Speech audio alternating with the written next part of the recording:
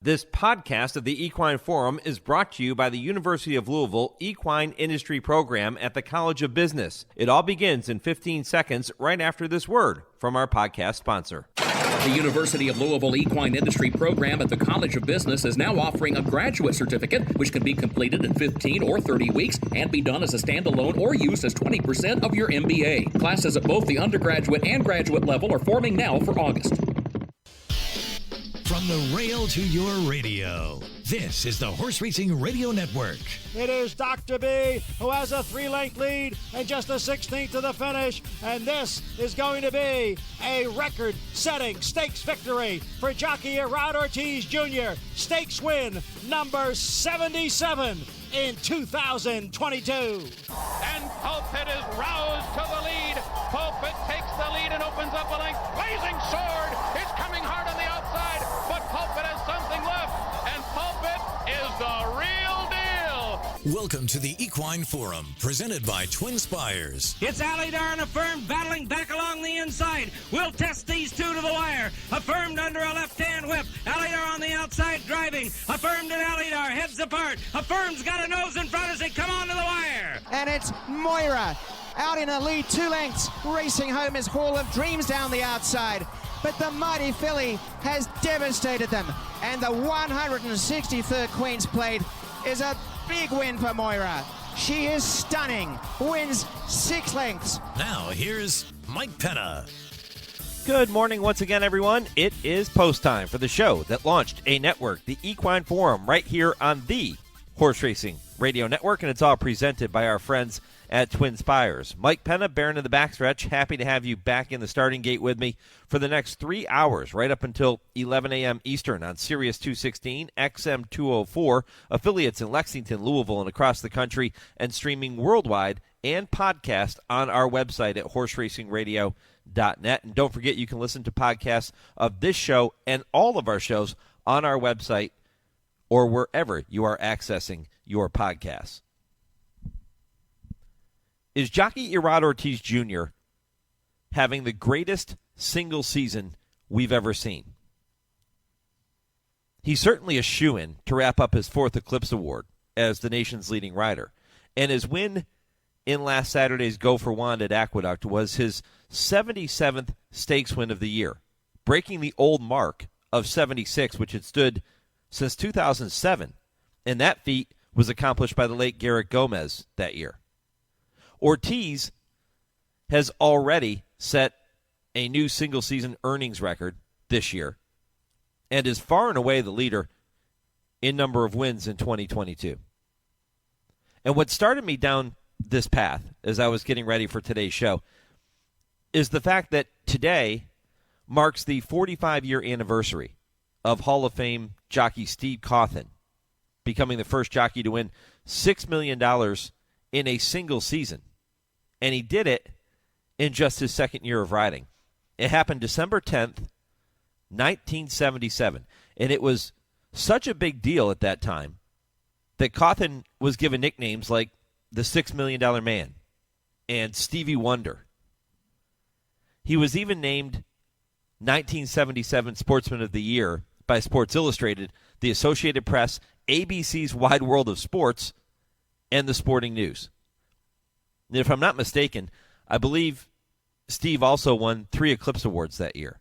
Apprentice Jockey, Journeyman Jockey, and the Eclipse Award of Merit. So it was a big deal when he reached $6 million in earnings for a single season. In 1977, $6 million was the pinnacle. Nobody had ever done it before. Today, Gerard Ortiz Jr., like Steve Cawthon in 1977, has set a new standard for single-season earnings by a jockey. His total, as we sit here this morning, is more than $36 million.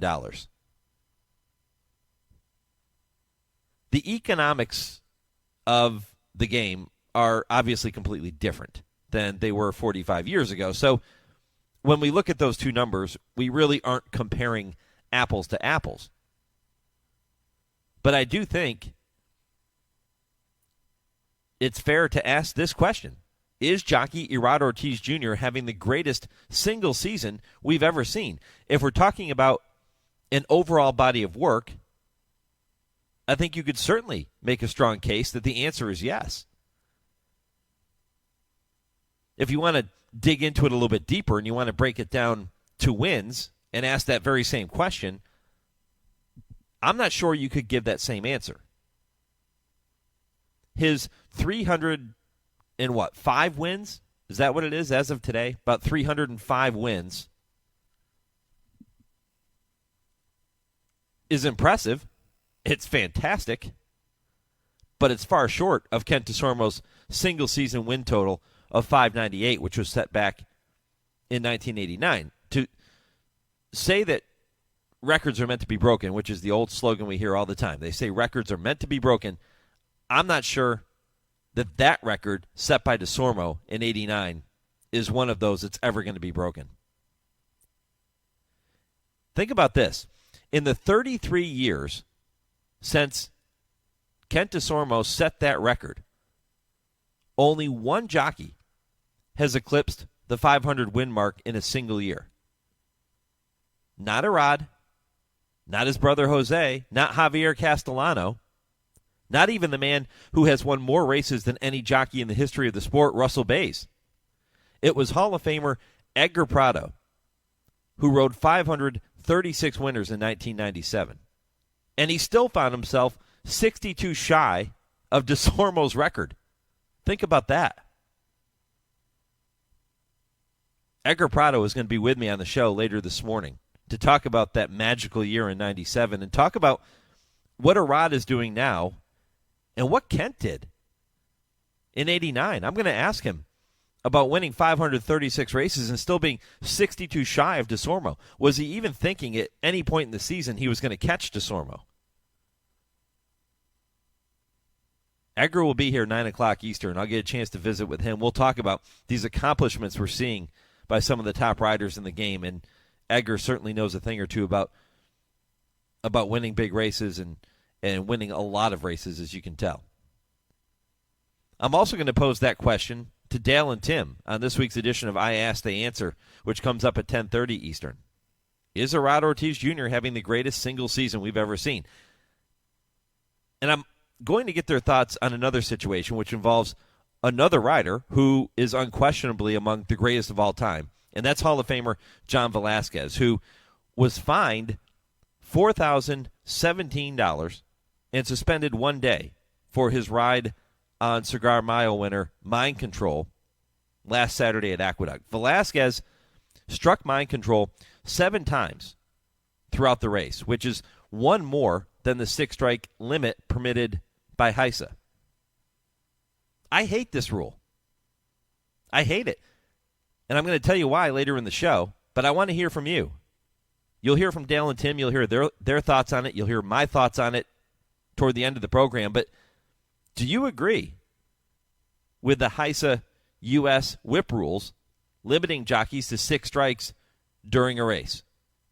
And you can go to @HRRN on Twitter, Horse Racing Radio Network on Facebook to let me know your thoughts. I'll give you a few choices. Absolutely, not at all, and who cares? Maybe you're indifferent. Maybe you just don't care what the rules are for jockeys and their whips.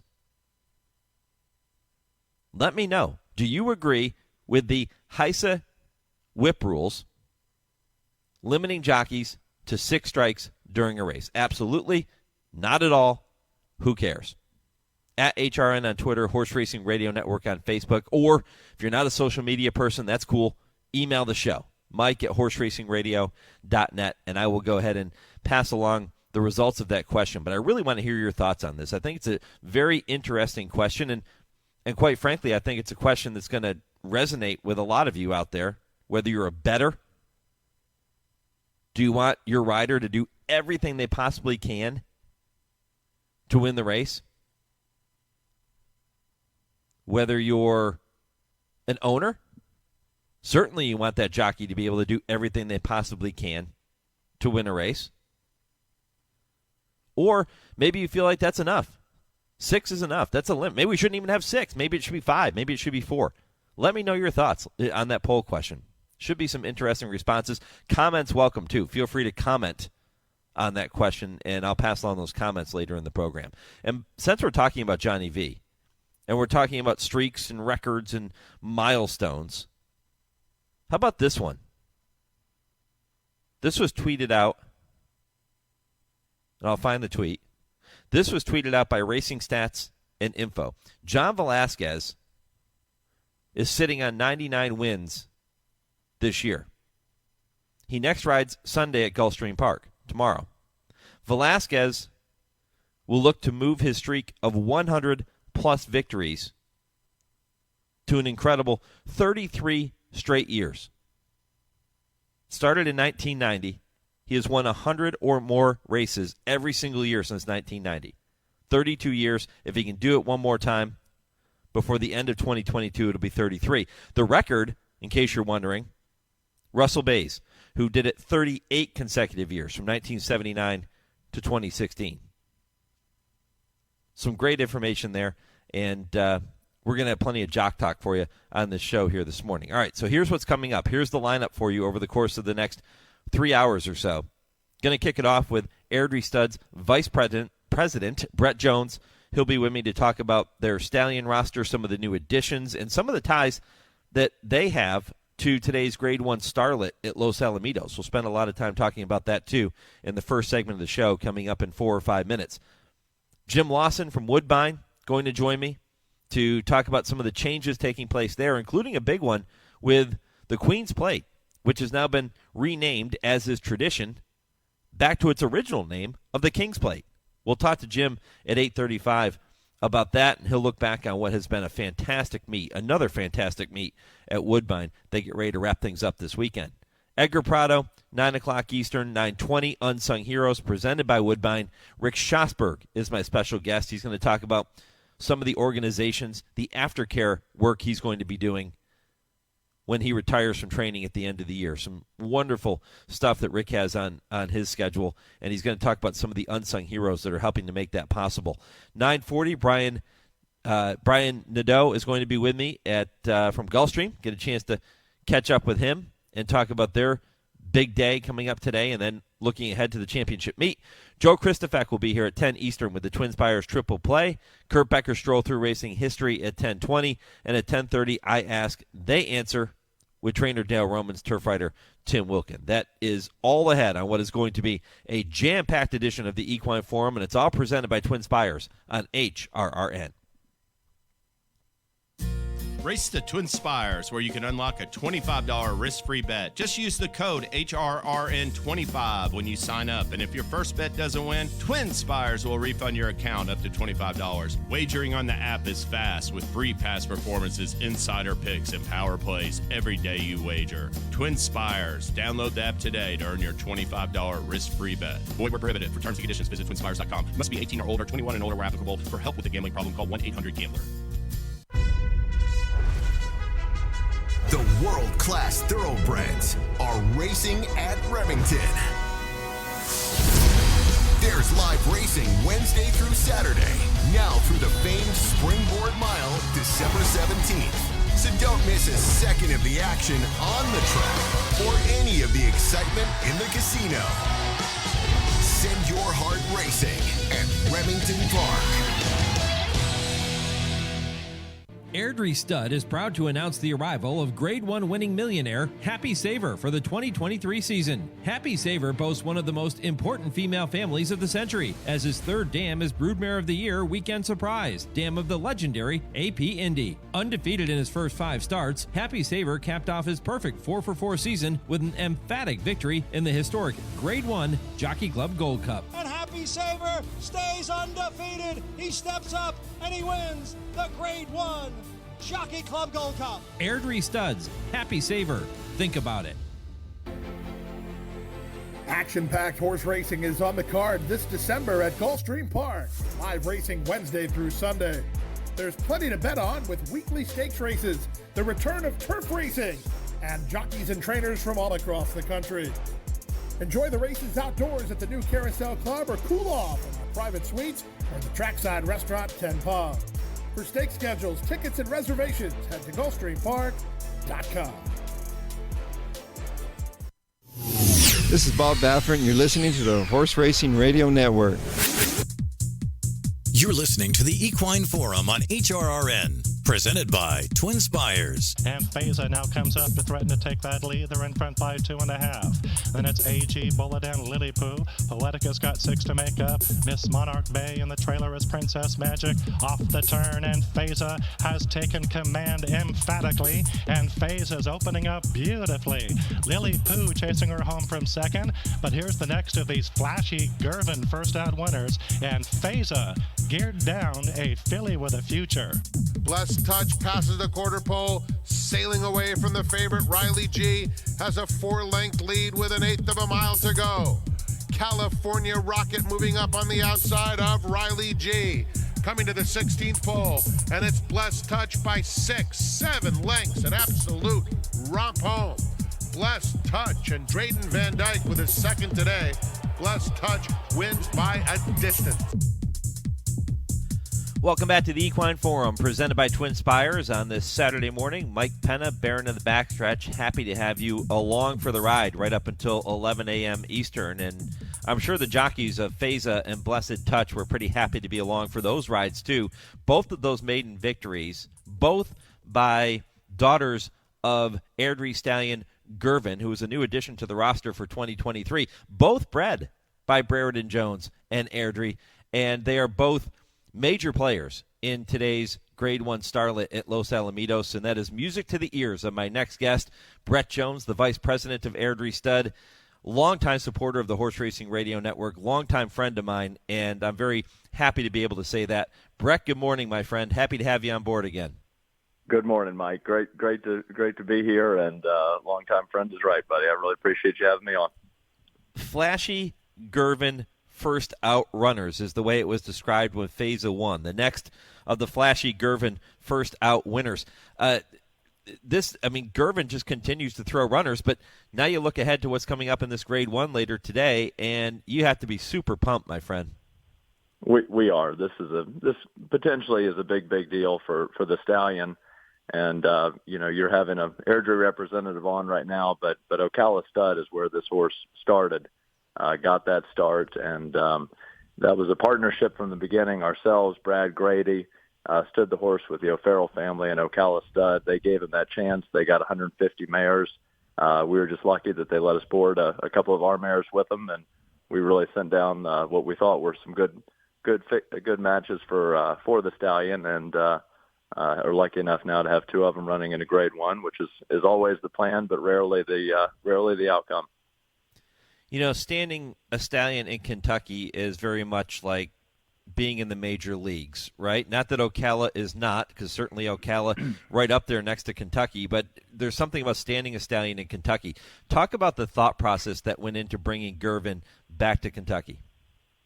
Well, that was always the plan. The plan was we really believed, and Brad Grady believed in this horse from the start, who raced him, was that he had the potential to be a Kentucky stallion and a very successful Kentucky stallion. But we just thought that the best opportunity for him was to go down in that market, really stand out, get that foundation of mares, and if he does what we think he thought he could do, then we could bring him up. But the plan was always to make this horse a Kentucky stallion because we really believed he could be. And you're right, when you graduate up to Central Kentucky, that's the biggest league there is. And he's gotten to a point now where you've got some of the biggest breeders want to breed to your horse, and that's, in our business, that's one of the best feelings there is. So today will go a long way to telling us sort of what that next chapter is, but the body of work that he has so far, these 4 stakes winners, Damon's Mound, the Astoria winner, is pretty uncommon for a $7,500 stallion to do what he's doing. Oh, there's no doubt. Let's talk about the decisions to send those mares to Gervin, and you end up with Feza and Blessed Touch, which nobody can predict that. You're just hoping when you send these mares to a stallion that things are going to turn out the way they have, and it's been a wonderful ride for you. But let's talk about Feza in particular. Let's start there because she is the 7-5 morning line favorite. Her debut was scintillating. She just ran a hole in the wind that day, and now she'll look to duplicate that form later this afternoon. But she is by your Smart Strike mare, or out of your Smart Strike mare, Sweet Pistol. Tell me about that mating and how that all came together.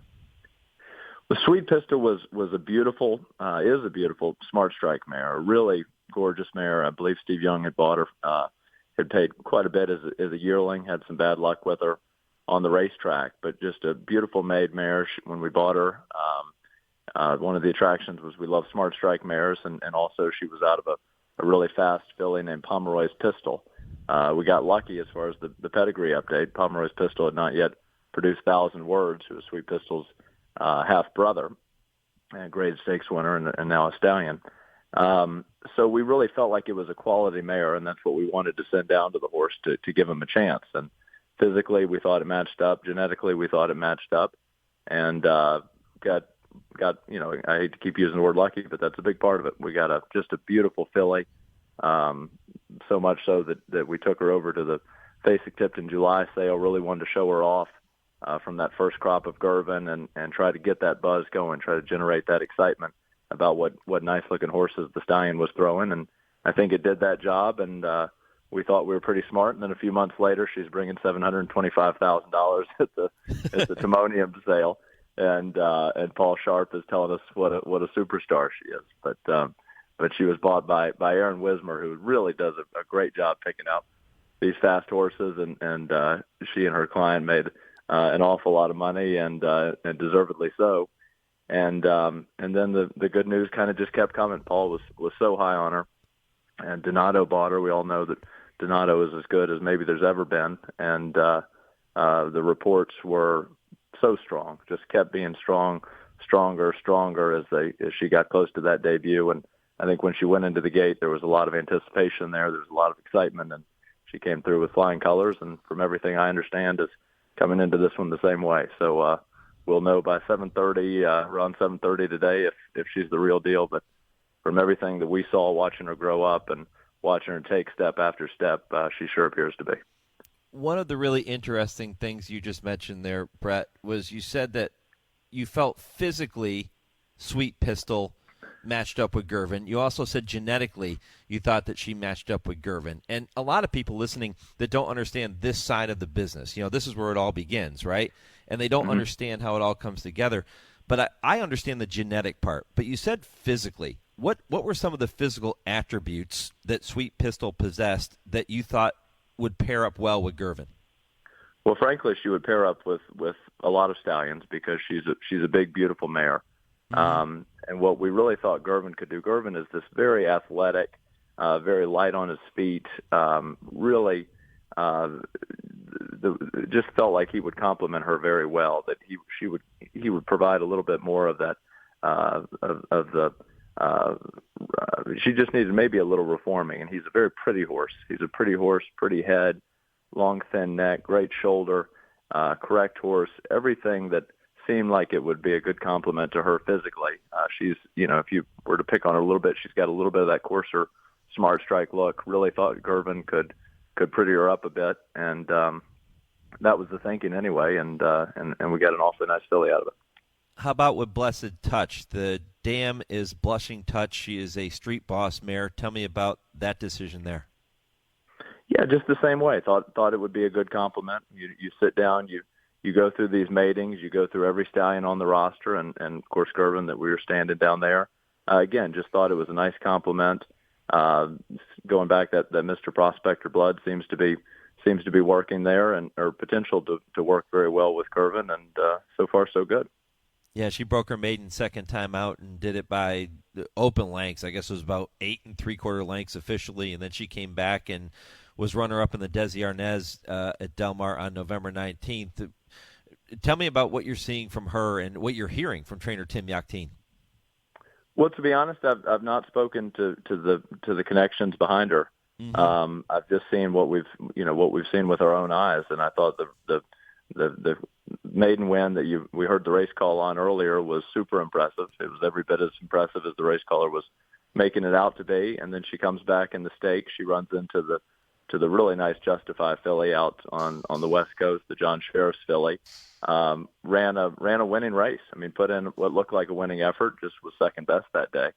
And so, these 2-year-olds going into the 3-year-old year can change dramatically. Some go the right way, some don't. it looks like she can be the type that could take that next step up. Gervin himself certainly did. Won later in his 2-year-old year, and then went on to be one of the best 3-year-olds in the country. So if they can take that next step the way that their sire did, you gotta be awfully optimistic about the future there. Visiting with Brett Jones from Airdrie Stud, and their stallion roster continues to grow. Gervin, one of several new additions for 2023, including Happy Saver and Highly Motivated. Let's talk about Happy Saver for a minute. I know you're excited to welcome him to the stallion roster. We are. We love Happy Saver, and we've loved him for a long time. He's that COVID year, that weird year, where everything was a little bit backwards on the racing calendar. He really had a pretty incredible 3-year-old year. He was undefeated that year. He was actually the first time he got on our radar really was the first race he ever ran in when he was at Belmont. Todd Pletcher had the horse. The Wertheimers owned the horse, bred the horse. We all know what an incredible breeding operation they have. And this first race, he goes out, he goes 121-2. He wins by 5. He shows this speed, and we just happened to be watching that day because we had a nice filly running on the same card. And then you go back and you look at the results of that race, and you see it's an almost identical time to the Grade 1 Woody Stevens that was run that same day for 3-year-old colts going 7 furlongs. So he ran just, right there, just about the same time as Grade 1, seasoned horses. And then from there goes on, never loses during his 3-year-old year, including now stretching out and winning the Grade 1 Jockey Club at 1.25 miles. So he's got the 7 furlong speed. He's got the class to win the Jockey Club. And then after that, he really ran against all of the best horses in training. I think he's still the horse that got the closest to Flightline this past season when he was second to him in the Met Mile. He was second to Life is Good in the Whitney. And these are big-time horses in big-time races, and this horse was right there with him. And, he's by Super Saver, and Super Saver is no longer a Central Kentucky Stallion, but Super Saver is a beautifully bred horse. And if you look at his body of work, how many Grade 1 winners, how many really brilliant horses he had, if you're talking about Run Happy, Latruska, a horse capable of throwing that sort of talent, that was not a deterrent even a little bit for us. Frankly, I think genetically it's really a feather in Happy Saver's cap. So we were very, very excited about Happy Saver. Our partners, the Wertheimers, love the horse obviously as much as we do. We went 50-50. They wanted to stay in. They wanted to be part of him. They wanted to support him. And we really think we've got a very good prospect there. Yeah, and he'll stand, in my opinion, value price in his first season for just $12,500 over at Airdrie. That's Happy Saver. How about Highly Motivated? Yeah, Highly Motivated is another horse that was just you follow these horses over the course of a year or a couple of years. He got on our radar because we were running against him actually on the Breeders' Cup undercard when he was a 2-year-old, and we had a colt that we really liked, an upstart colt that we thought had a big shot in the race, and we happened to run into Chad Brown, and I asked him if he had anything in that race, hoping his answer was going to be no, and his answer was yes, and then he gave us a look that pretty much let us know we weren't going to win the Nyquist Stakes on Saturday, and that was this horse. And he comes out and he's so impressive. He wins it easily. He goes 1:14-4 for the 6.5 furlongs and sets the Keeneland track record. Then you watch the rest of the Breeders' Cup races that weekend, and after everything, the dust settles, he has the highest buyer speed figure of any 2-year-old that ran on that whole championship weekend. So he was right there with the best horses as a 2-year-old as far as the speed that he had, the numbers that he ran. He ran a Grade 1 winning number that day. And then as a 3-year-old, he runs a Central Quality to, a short neck in the Bluegrass Stakes in a race where at the 16th pole, I think your money might have been on Highly Motivated. So he ran right there with the best horse, a multiple champion, an incredible horse in the Central Quality.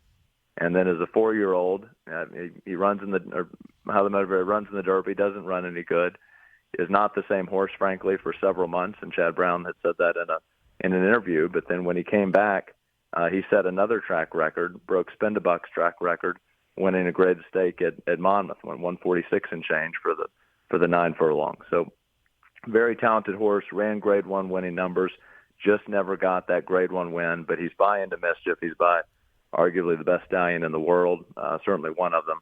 And so it's all there. It's and now it's just a matter of getting both those horses the support to give them the opportunity, but we're hell bent on doing that. You know, Bret, next year is going to be my 20th year since I started on radio in Central Kentucky, and now, of course, we're doing all of this. We have listeners in 160-plus countries through our website every week, and you know, it's pretty cool to see how this has developed. But I remember right in the beginning, Airdrie Stud was on board as one of our sponsors, and it's been a long-time relationship, and I can't thank you enough. But I was thinking back to the time that I came out to Airdrie for the very first time and hosted the show from there with my late mentor and good friend Pete Koulis, and we sat there with you and Dad, and we talked about the stallions, and we talked about the philosophy of Airdrie Stud. And you know, that philosophy that was described nearly 20 years ago is the same philosophy that you, now that you're kind of taking the reins and Dad's, you know, kind of in the background maybe just a little bit more, you've continued with that very same philosophy that he set forth, gosh, well over 20 years ago, and it's serving you very well, my friend. Well, I sure wish Dad was sitting here with me and we were doing that interview together, Mike. I remember that very well. It's a great memory, and like you said, we all go back a long way. But Dad, no one could have set the table better than what Pop has done. Just the work that he's put in the last 50 years, the commitment that he's made to the industry, and it's you know, all we're trying to do is continue to carry that water for him, because I don't think there's ever been anyone more deserving of success than Brereton Jones. Yeah, well, I know he's very proud of you, too, and the work you're doing over there. AirdrieStud.com is where you can learn more about all of the stallions standing at Airdrie, and the roster is extremely impressive, and they continue year in and year out to have that success. And as they say, Airdrie Stud, think about it. Just think about it. Head over to AirdrieStud.com and check it out. Bret, I really appreciate the visit here this morning. Congratulations on all the success, and good luck in the Starlet later today. Thank you, Mike. Congratulations on 20 years, buddy. You know how much we appreciate it, man. Thank you. All right. Thanks, pal. Bret Jones, Airdrie Stud here on the Horse Racing Radio Network. When I come back, I'm going to turn my attention north of the border. I will welcome in Jim Lawson, the CEO of Woodbine. We're going to talk about the Queen's Plate now reverting back to its original name of the King's Plate. We'll look back on some of the highlights from the 2022 race meet, and we'll tell you what's ahead at Woodbine for 2023. That's all next, right after this week's edition of your Legends of the Turf.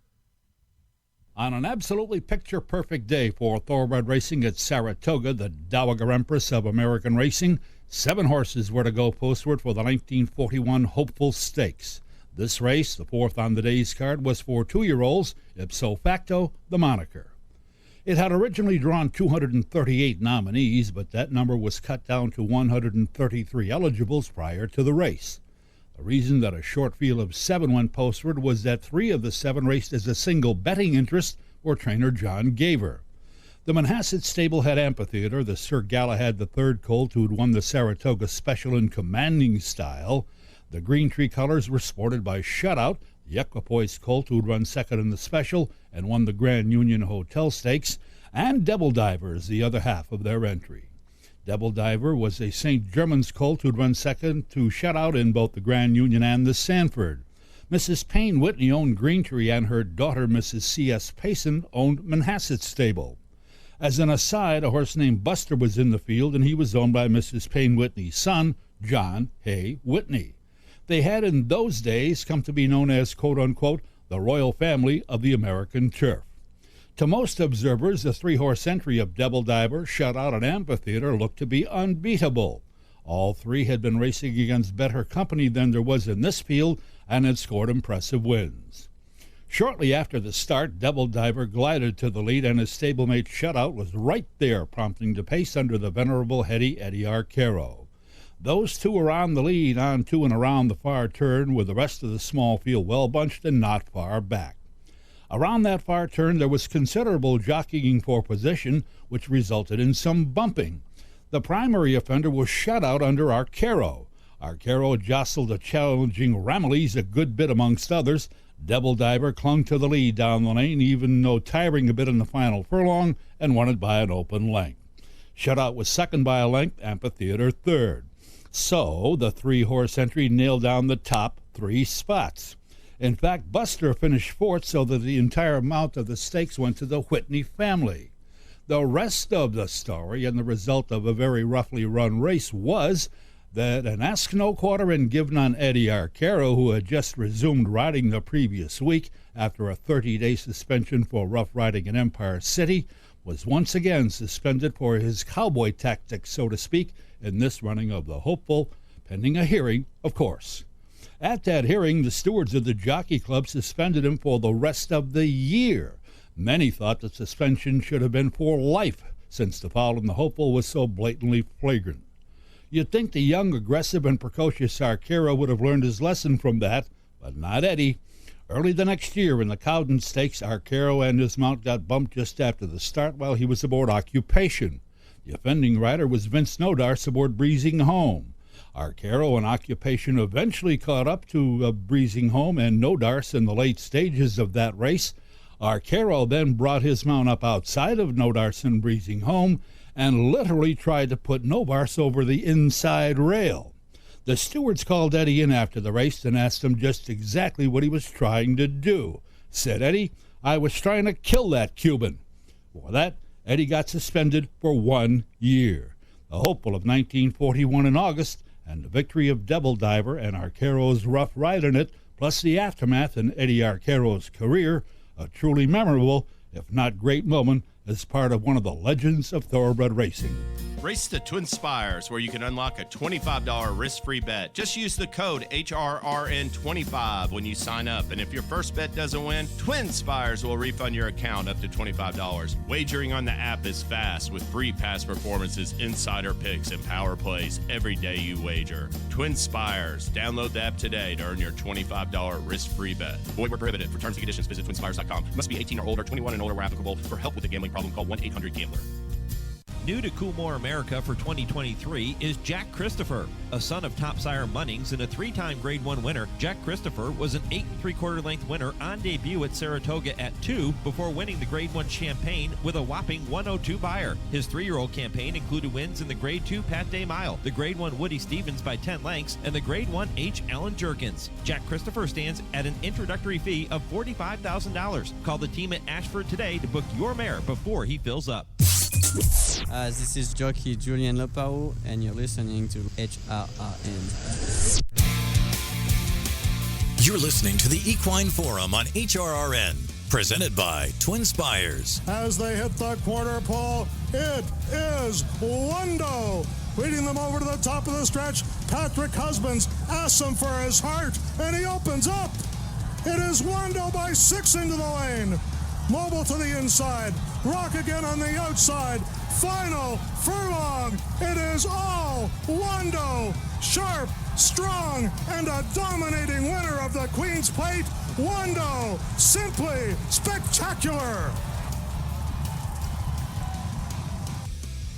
Mike Penna back with you on this Saturday morning. Dan Loisel with the call of the Queen's Plate.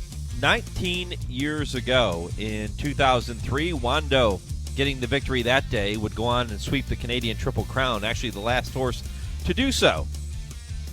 And the Queen's Plate now going to have a brand new name looking ahead to 2023. And I say brand new, it's an old name brought back as is tradition with that particular race north of the border at Woodbine.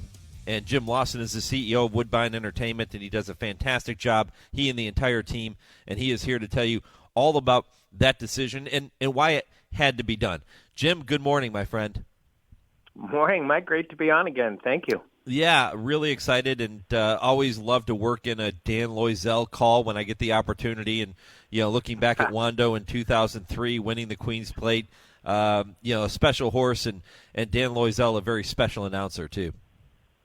He sure is. He's a good friend. I like to call him Wise Dan, and those are a couple of his greatest calls actually, were those back-to-back miles. But he meant a lot to Woodbine, and just one of those magical voices. And we can think of many in the industry, but Dan's certainly been one of them.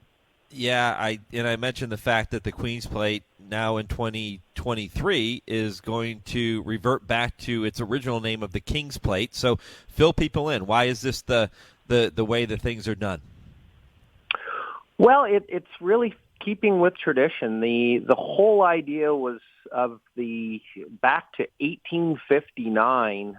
The Toronto Turf Club was trying to get horse racing off the ground and gain some prominence in Toronto, and they petitioned Queen Victoria at the time in 1859, and she agreed to sponsor the race by donating the prize, which was a plate donated by the Queen. So that's where the name originated from. And I think that's an important part of the history, is that it wasn't named after the Queen. It was actually had to do with the prize money, which was a plate that happened to be worth 50 guineas. And to this day, we still correspond with Buckingham Palace and Her Majesty, and now it will be His Majesty.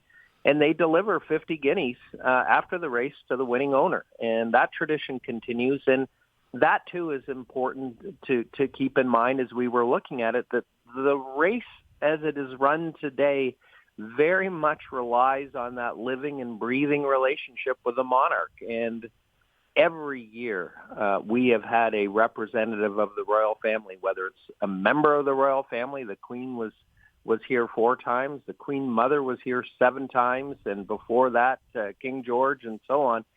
And so whether it's someone from the royal family, as I said, or the Lieutenant Governor who represents the monarchy in Ontario, or the Governor General who represents the monarchy in Canada, there was always a royal representative present at the Queen or King's Plate, as the case may be, and that tradition continues, and that's why it was important. Yeah, do you think there's any chance that we would see His Majesty at the King's Plate next year? Well, we're hopeful. Never say never. That's sometimes a racing phrase, Mike, but I expect His Majesty and Queen Consort will make a North American visit or a foreign visit in 2023, and we're hoping Canada's on that list. And then we're hoping that they consider. Certainly, last Monday we gave His Majesty, through his bloodstock advisor John Warren, a formal invitation to the King's Plate, which will be run Sunday, August 20th this year. Yeah, it's one of those things, Jim, that, when we were there and we broadcast the race on several occasions, it was always one of our favorite trips, not just because of the fact that the race itself is so spectacular and the pageantry that goes along with it is almost unparalleled, but the fact that when you show up at Woodbine, it's like you're going to visit family. And it was like that from the very first time that we made our first trip to Woodbine. And I think that's a testament to you and to the team. And it's a very welcoming atmosphere, not just for media, but for fans as well. Yeah, it's one of those days. The best way to explain it is it just feels so positive, the positive energy, and our hospitality team is world class, and the pageantry with the Royal Landau and the RCMP and the horses, it's just it's really a good feeling all day long, and that tradition plays a big part in that good feel atmosphere that you experience at the Queen's Plate and now the King's Plate. And you're getting ready to wrap up another thoroughbred meet this weekend. Look back on this year's meet. It's been another successful meet for you and for the team. What are you most proud of, Jim? Well, it was the first time that we've been able to offer a full year coming out of the pandemic. And so the comparables in wagering, we broke wagering records. We pushed through, for example, $500 million in foreign source wagering on our product. That was the first time we've done that. So I say that most proud of that, and I'm not talking about the wagering number. I'm talking about what goes into making that happen. And I think it's the brand, it's the reputation for safety, integrity, our facilities, our hospitality, the food and beverage. It's a whole team effort in this industry to pull that off. And anyone who's on the inside of this industry just knows how complicated it is to get horse racing, working with wagering, working with marketing, working with hospitality, and so on. And that is just representative to me of a total team effort. And we have a great team. And I'm most proud of the results, but I'm most proud of why we have such great results. The individual highlights, the Queen's Plate this year completely sold out. We set a wagering record for the win pool for the highest ever. The Rico Woodbine Mile, of course, Modern Games, who went on to do great things at Keeneland later on. And we had a great day of wagering there too, the second best handle ever. So it was a spectacular year. And when you do get back up, Mike, we open a new terrace that seats 300 people with soft seating and couches, and it was sold out from July on, and attracted a whole new group of young people to Woodbine, and that too is something that I would put on the highlight list for the year is the opening of that outdoor patio that was so popular and achieved a 5-star rating on Open Table. So it was great. One of the words you just mentioned, or just a short time ago, Jim, was safety. And the safety record of Woodbine for many years now has been spectacular. And that's a point of emphasis that you have had for a long time now. What's the reasoning behind that? Why has Woodbine been able to be so successful in their safety protocols? I think I do believe it's a focus.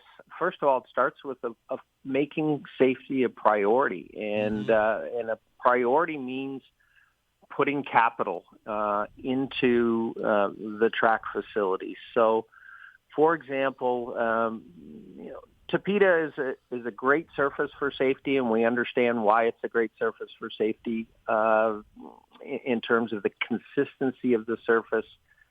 Having said that, we water that track, we work that track, we do everything we can as we've been educated in our climate how to manage that, and that's part of it. It's the willingness to invest in people and capital to do that, and we don't hesitate to do that. And the same can be said, obviously.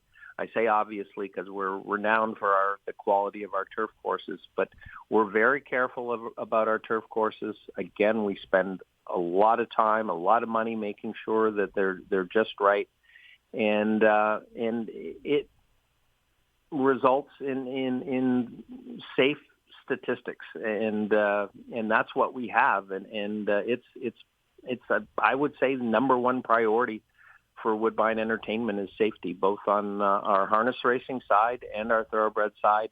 It's number one in the workplace, and that emphasis really translates to having safe horse racing.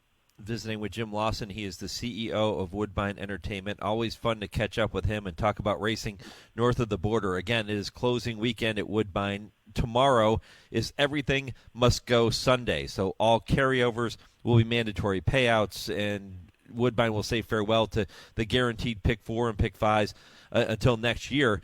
Looking ahead to next year, Jim, what are some of the things that you and the team look to build on going into 2023? Well, we're certainly the King's Plate is going to be a fun task and a fun marketing and branding opportunity for next year. I think we can build off where the successes we've had this year. The patio, bringing new people. We're going to look at clumping more stakes races together on special bonanza days, as other racetracks have done. I think we're going to follow suit with that. I continue to believe that we're going to attract more and more horses up with our turf racing. I think that we've seen that this year. We had good field sizes. We were at 8.2 this year, which over the course of 132 race days is phenomenal to average that many horses. And so that, as we know, does wonders for the wagering handle, but it's also great for our product, just at the Woodbine community and and having a lot of horses up here, and our purses are going to be as good or better next year, so that bodes well. And our stakes program is strong, I always love, as you and I have talked about before, Mike, the Woodbine Mile weekend with the Natelma and the Summer Stakes. That's become, what a great prep that Woodbine Mile has been for the Breeders' Cup Mile. The winners of the Woodbine Mile in recent years have made it, I would say, the preeminent race right now at a mile on the turf. So it's and Modern Games coming over and doing it again. He did it the year before, of course, in the Summer Stakes. But we're excited. I think we've built a great foundation coming out of the pandemic for next year, and it's only going to be better next year. So I can't wait to get started. Yeah, it's exciting. It just continues to grow year in and year out. And we talk about the success of this year's meet and some of the things that you are most proud of, Jim, and then looking into next year, bigger and better things. And it's, it's like anything. I know you're, obviously involved with the Hamilton Tiger Cats, and you're a former hockey player. You're always trying to get better, right? It doesn't matter how much success you have. You're always trying to build on that success. Yeah, and as you say that, Mike, one of the things we preach at Woodbine is change, and I hope we're a catalyst for change in the industry because, as you say, you talk about getting better. There's no question that the only way you're going to get better is if you can embrace change, and I think that's true of the industry, certainly part of the culture at Woodbine. And that's the way to move forward is embracing change and be willing to try different things in this industry. Because if we don't, standing still doesn't make you better. And you're not always going to be right, but we've got to try some new things in this industry. And hopefully Woodbine can be a leader in that regard because that's the culture. We're nimble. We've got a really great board of directors that will support change, and that's just our outlook on life. So thank you for mentioning that. Yeah, and it should be, Jim. And congratulations to you and to everyone at Woodbine on another successful season. And we're really excited for the King's Plate next year and for all the great racing yet to come in 2023. Happy holidays, my friend. Enjoy every moment of it. And I hope you get a chance to catch your breath just a little bit before you dive in to the next chapter. Absolutely. Mike, thank you for having me on. Really appreciate your support over the year. We look forward to working with you again next year, and happy holidays to you and your team. Thanks buddy. Always fun to catch up. Jim Lawson, CEO of Woodbine Entertainment. Yeah, and when I say that when we walk into a racetrack and, we are treated so well at so many racetracks, but there's something about Woodbine when you walk in there, the welcoming nature of Woodbine, not just with the media, but with the fans, with the horsemen. It's a culture. It's a culture is what it is, and it resonates from the top down with Jim Lawson, and my thanks to him for taking time here this morning. When I come back, I will tell you what's ahead in hour number 2 and hour number 3. This is the Equine Forum on the Horse Racing Radio Network. Hi, Tony. Hey, Matthew. There's a reason why Tony's Steaks and Seafood is my favorite restaurant. It's because I want to feel part of the family. Isn't that right, Tony? That's right. There's a saying on the wall that I truly believe in. There's always room for one more at our table. We just want you to be part of our family. And believe me, you will be. It's Tony's Steaks and Seafood right across from Triangle Park. Visit them at TonySteaksandSeafood.com. Woodford Feed, where tradition merges with technology.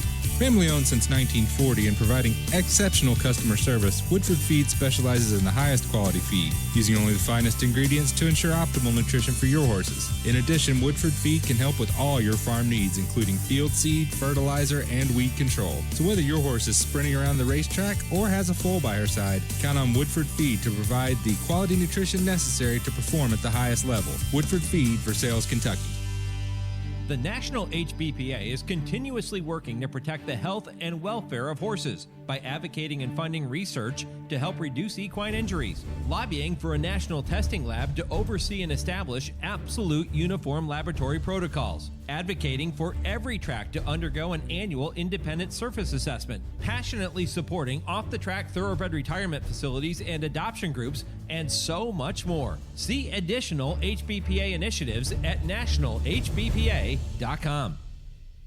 James Brown and Bill Cowher welcoming you back to Dennis Melvin's house. It's time for the Midnight Snack Run. This is one tricky obstacle course. Sticking to healthy habits in this kitchen is going to take focus and determination, but it can be done, JB. He's already entered the snack part of the course, and he's eyeballing a jar of chocolatey candy. That is tempting right off the start. Uh-oh, he's reaching, Bill, but he pushes it away. Great stiff arm. He's approaching a plate of delicious-looking iced cookies. Oh, Dennis, you only want one of those. He blows right by him for the apple. Oh, the fridge. It's make or break time, JB. He stares down some rich-looking treats.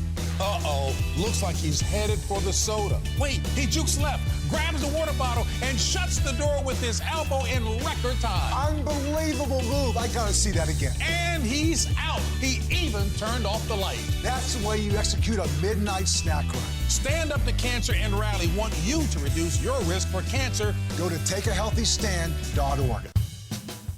Hi, this is jockey Brian Hernandez. For me, there's no bigger thrill than crossing the finish line in front, and nobody captures the excitement of our sport like Horse Racing Radio Network. Each week, HRRN brings you exclusive talk shows, podcasts, and in-depth conversations with the biggest names in racing, jockeys, trainers, owners, and more. Plus, HRRN is committed to helping disabled riders through their support of the PDJF. So climb aboard a winner today by visiting horseracingradio.net. Hi, this is Calvin Burrow. You're listening to the Horse Racing Radio Network. You're listening to the Equine Forum on HRRN, presented by TwinSpires. As the field turns for home in the Kentucky Derby, Barbaro turns it on, and his stablemate showing up is second. Bluegrass Cat is third. Brother Derek putting in a late one on the far outside. Steppenwolfer is fifth. And Sweet Northern Saints sits toward the rail, but they're coming to the finish, and it is all Barbaro in a sublime performance. He runs away from them all, and he has saved something left for the Preakness. Barbaro wins by 7. Bluegrass Cat was second. Steppenwolfer was third. Three-way photo for fourth. Well, Tom Durkin with the call of that Kentucky Derby run by Barbaro, and it was brilliant. Back in 2006, Barbaro ridden by Edgar Prado, the Hall of Famer, set to be with me coming up at 9 o'clock Eastern. And that's going to be a really interesting conversation. A lot of different things that I can get into with Edgar, and I plan to. Kent Desormeaux holds the single-season win record for jockeys, 598 victories in a single season. That came in 1989. We talk about what Irad Ortiz Jr. is doing this year, and he's having arguably the greatest year we've ever seen a jockey have in our sport. His win total stands just over 300 as of today, well shy of Kent's record of 598. And I mentioned this in the open to the show if you're just joining me. The only rider in the 33 years since Desormeaux set the record in 89 to have won 500 or more races in a single year is Hall of Famer Edgar Prado. And he did that in 1997. So I'm going to talk to him about that magical year. I'm going to talk to him about what Irad is doing this year. Record earnings, record number of stakes victories. I'll talk to him about all of that. And I'll look back on that year in 97 with him. And I'll ask him, you were still, when he got to 536 wins in 1997, Edgar Prado was still 62 wins shy of Kent Desormeaux's record. So he really wasn't even close. So I'm going to ask him to put that into perspective. He ran, okay, put it this way. Everybody talks about Flightline being so good this year. And you heard Bret Jones in the first segment of the show from Airdrie talking about their new stallion Happy Saver finishing second behind Flightline, maybe getting the closest to Flightline that any horse has gotten. But he was still a distant second. Same thing with Edgar. He's gotten the closest to Kent Desormeaux in that record of any jockey in the 33 years since 1989. But he was still a distant second. Now I'm going to ask him if at any point in the season when he was rolling and winning all kinds of races, did he ever think, maybe I have a shot at getting to that mark, breaking that record for a single season win total? That's just one question and one topic I will visit and talk about with Edgar Prado coming up in just a few minutes at 9 o'clock Eastern.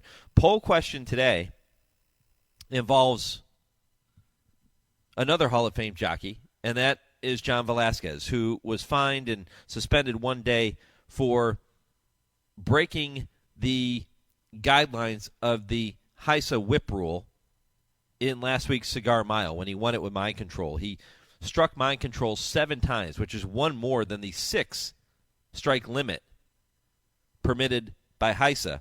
And I asked you, do you agree with the HISA whip rules limiting jockeys to 6 strikes during a race? Gave you 3 choices. Absolutely, not at all, and who cares?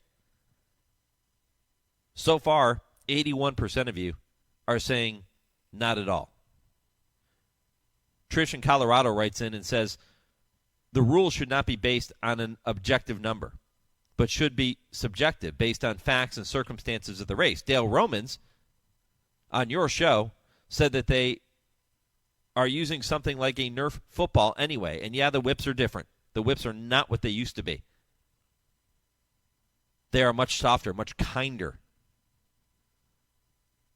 I've seen them myself. I've seen what Ramon Dominguez is doing with the whips that he's come out with. And they are very, very gentle. Not like the abusive whips that used to be in place years ago. I'm going to ask that question of Dale and Tim when they join me at 10:30 Eastern on I Ask, They Answer. But, Trish, appreciate the email and some great thoughts there from you as well. Keep those comments coming. Keep the poll question going, and I'll update that later in the program. All right, coming up next, Edgar Prado joins me to kick off hour number 2, and there is plenty more ahead. I'll tell you all about it next, right after I pause 10 seconds for station identification and bring you your Visit Barbados racing update. This is the Horse Racing Radio Network.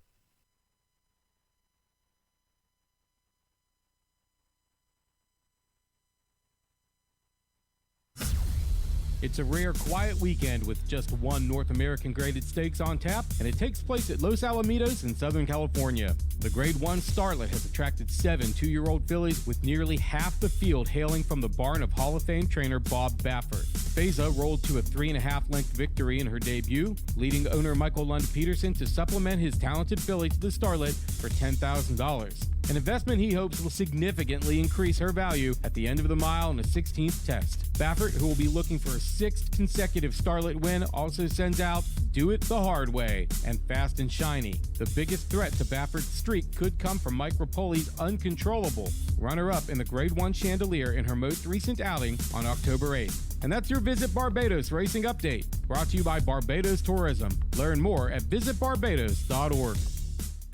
If you've been waiting to discover that sweet spot where peace of mind meets the time of your life, then it sounds like you've been waiting on Barbados. You've been waiting to experience a meal that makes you book a flight to have it again. You've been waiting for adventure in the sun, from the majesty of horse racing and polo to the thrill of surfing our playful waves. From the moment you set foot on the island, you'll realize Barbados is exactly what you've been waiting for. Visit jetblue.com/Barbados for special vacation packages. This is the Equine Forum, presented by TwinSpires.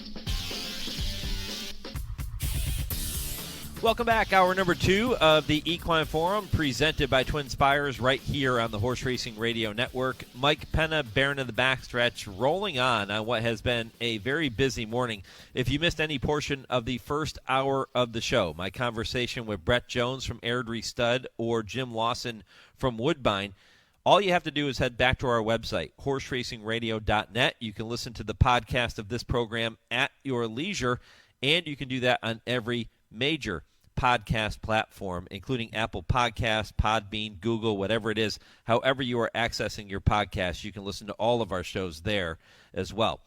Don't forget to weigh in on our poll question this morning. You can go to @HRN on Twitter, Horse Racing Radio Network on Facebook. Do you agree with the HISA whip rules limiting jockeys to 6 strikes during the running of a race? Absolutely, not at all, or Who cares? Maybe you're indifferent. It doesn't matter to you. Well, so far, 82% of you saying that it does matter and that you are not in favor of that threshold for jockeys during a race. Not at all. 82% of you saying you are not a fan of or not in agreement with that rule set forth by HISA. Edgar Prado, I'll talk to him about that momentarily. He joins me in just a second. His interview will be followed by Unsung Heroes presented by Woodbine. I welcome Rick Schosberg to the program. The trainer getting set to retire at the end of the year will then look ahead to some of his aftercare initiatives and he'll talk about some of the unsung heroes involved with those programs, making those possible. 9:40, Brian Nadeau from Gulfstream will be with me. 10 o'clock, TwinSpires Triple Play with Joe Kristufek. 3 races you can keep an eye on later today. Kurt Becker, Stroll Through Racing History at 10:20. And at 10:30, I Ask, They Answer with trainer Dale Romans and turf writer Tim Wilkin. But without further ado, I welcome in Hall of Fame jockey Edgar Prado. And Edgar, always a delight to catch up with you, my friend.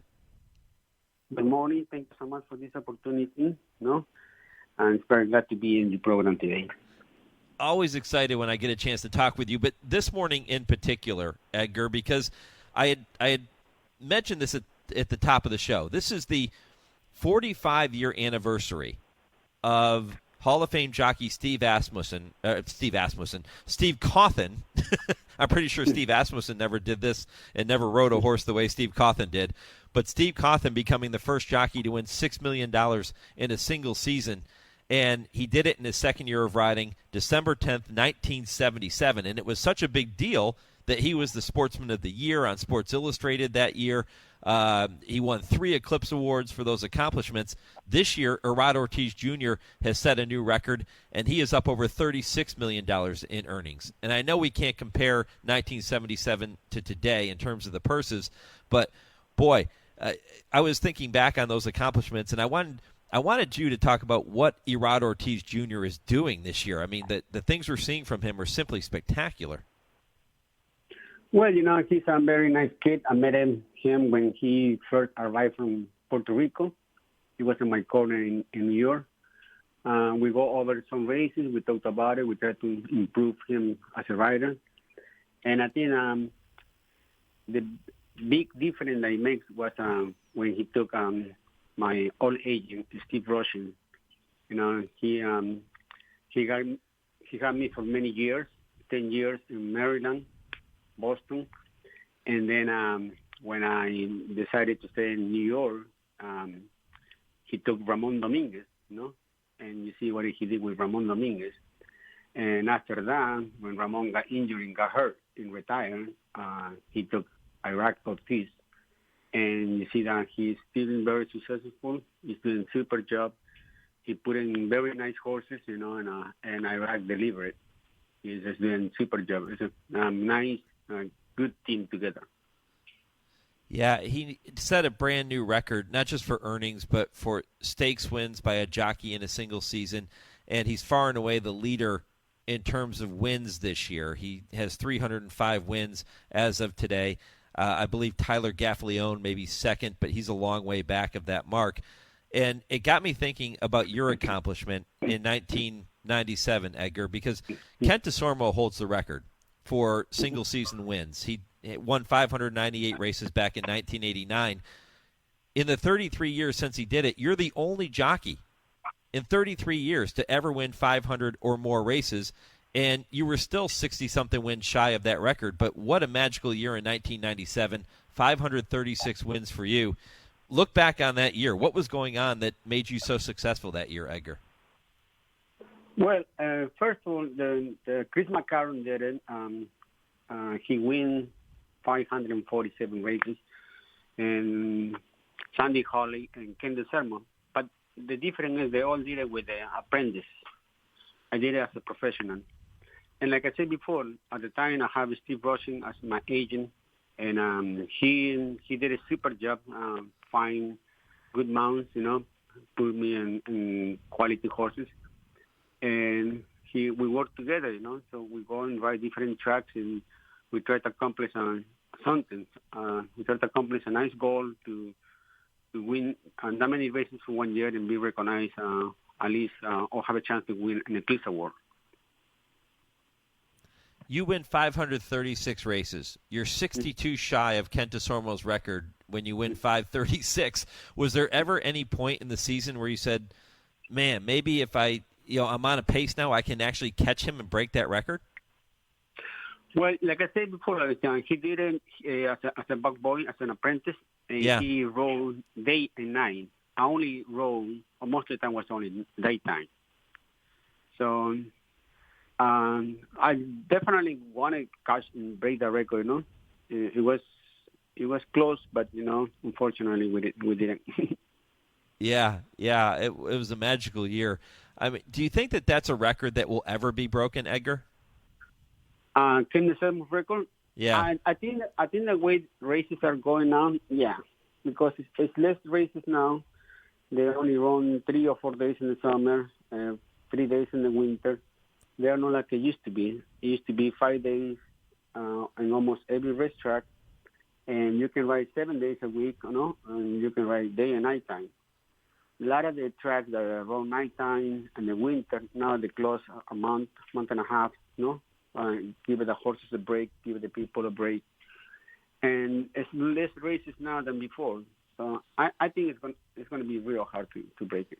Yeah, I think you're right. And you're right. I think Kent was, because he was an apprentice, he was riding day and night, and he was and the apprentice thing, you brought that up a couple times, Edgar, and I think that's important to point out. You did it as a journeyman, and when you're an apprentice, you get the weight allowance. Whether that makes that much of a difference or not, I'm going to let you speak to that. But is it more difficult to win 500-plus races as a journeyman than as an apprentice? Yeah, I think so, because when you have a 5 pounds off or 7 pounds off, and going short races, I don't think it does make a lot of difference. But going over a mile, I think it's a little push, it's a little help for you, it's a little advantage, against your competition.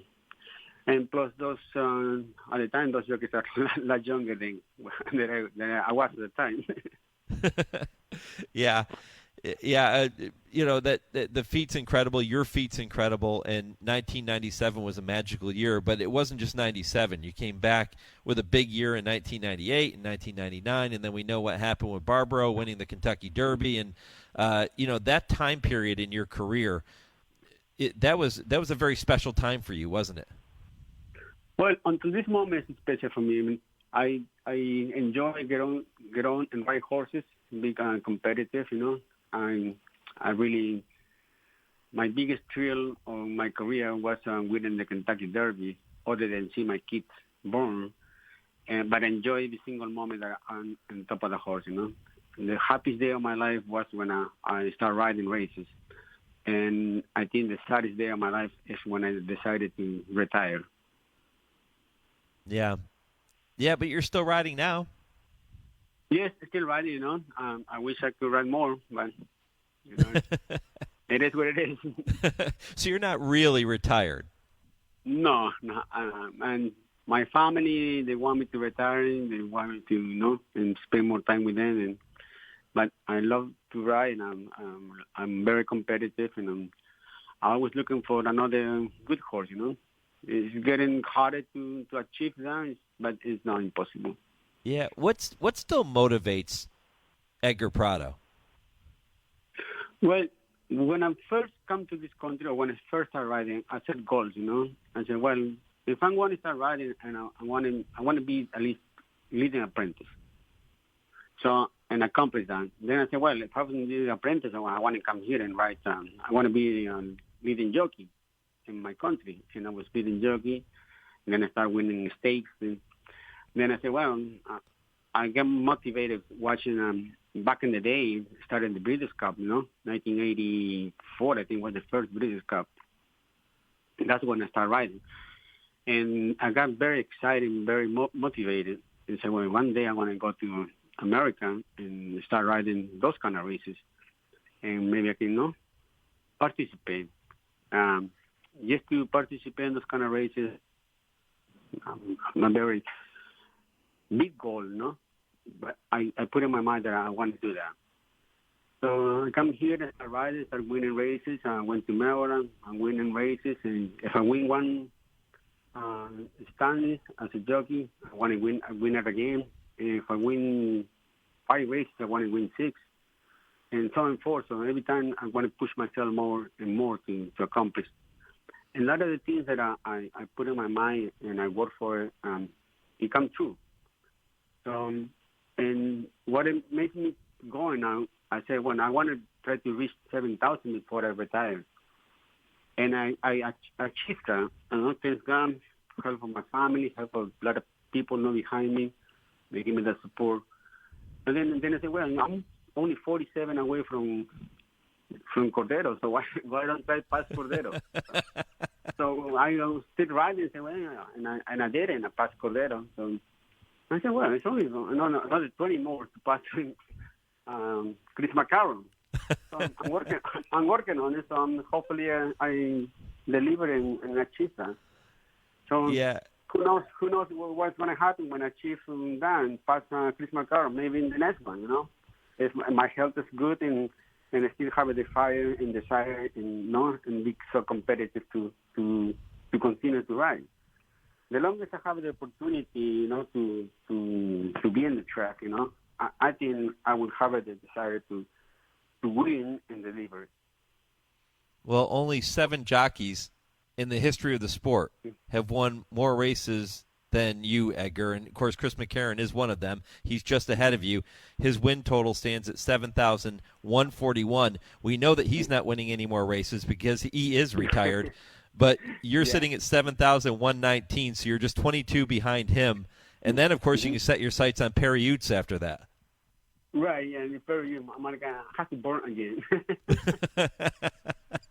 Yeah, Perry's a little further out in front. He has 7,337 as of today. So, it's wonderful to hear you be so candid about that. And, you know, those are the things that at this point in your career you're focusing on to stay motivated. I'm going to ask you another question because I threw this one out there for a poll question for our listeners today. You know, John Velasquez, who is one of the classiest Hall of Famers that we've seen in the sport, along the lines of you, Edgar, Johnny was fined $4,000 and suspended for a day for his ride on Cigar Mile winner Mind Control last Saturday at Aqueduct. He struck the horse 7 times during the race, which is one more than the 6-strike limit permitted by the HISA rules. I don't like this rule at all. I don't think it's very good for riders. I don't think it's good for the safety of riders.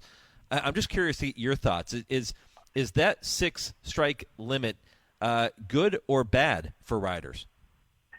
Well, you asked me that question. I've been riding for 30 years. You know, I mastered myself to hit the horses, encourage the horses, not abuse the horses. That's the difference, and that's the people who think about it. They abuse the horses.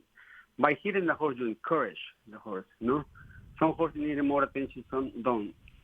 So I've always practiced and see when I can use my whip so I can finish and give it the best opportunity to win the race.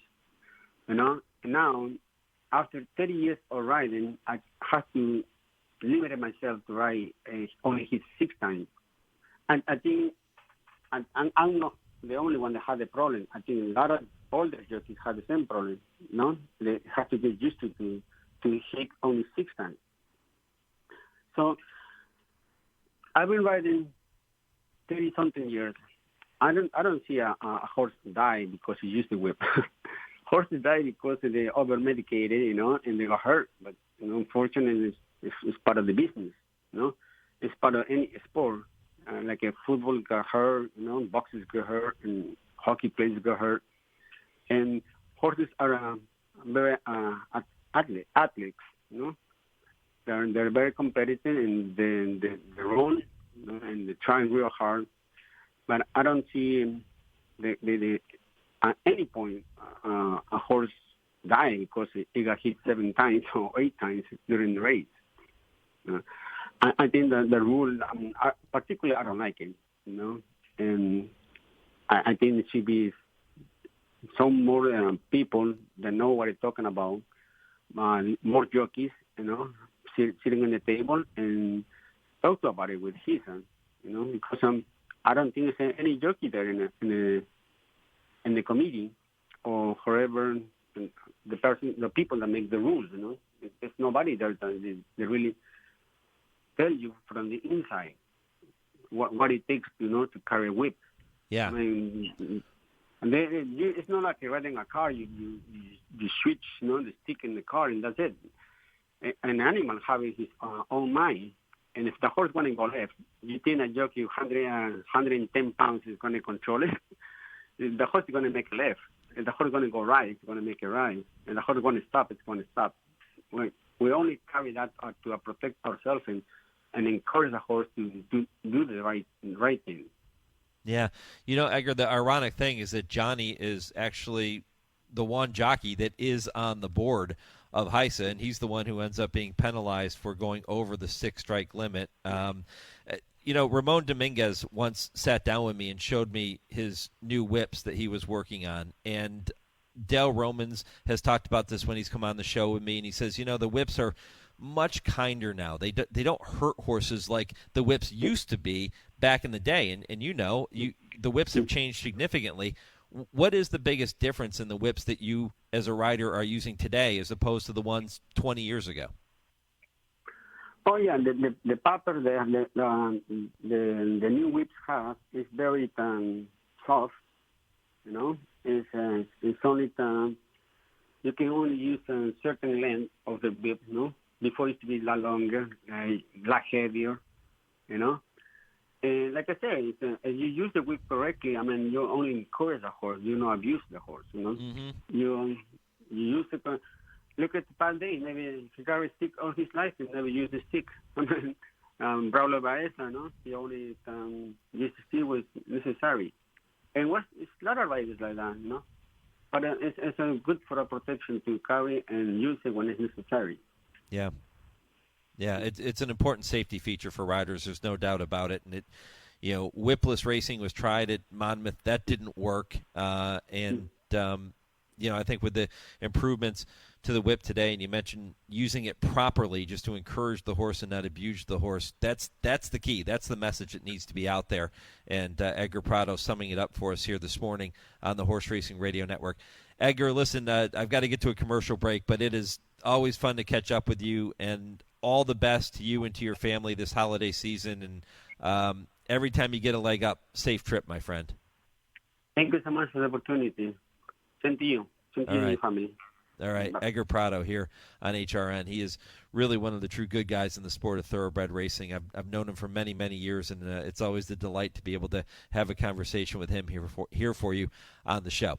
All right, coming up next, Unsung Heroes presented by Woodbine. I welcome Rick Schosberg. He's getting ready to retire from training at the end of the year, but he ain't going anywhere. He's going to be around racing, and he's going to be doing some wonderful things on the aftercare side. I'll tell you all about that when I return. This is the Equine Forum presented by TwinSpires on HRRN.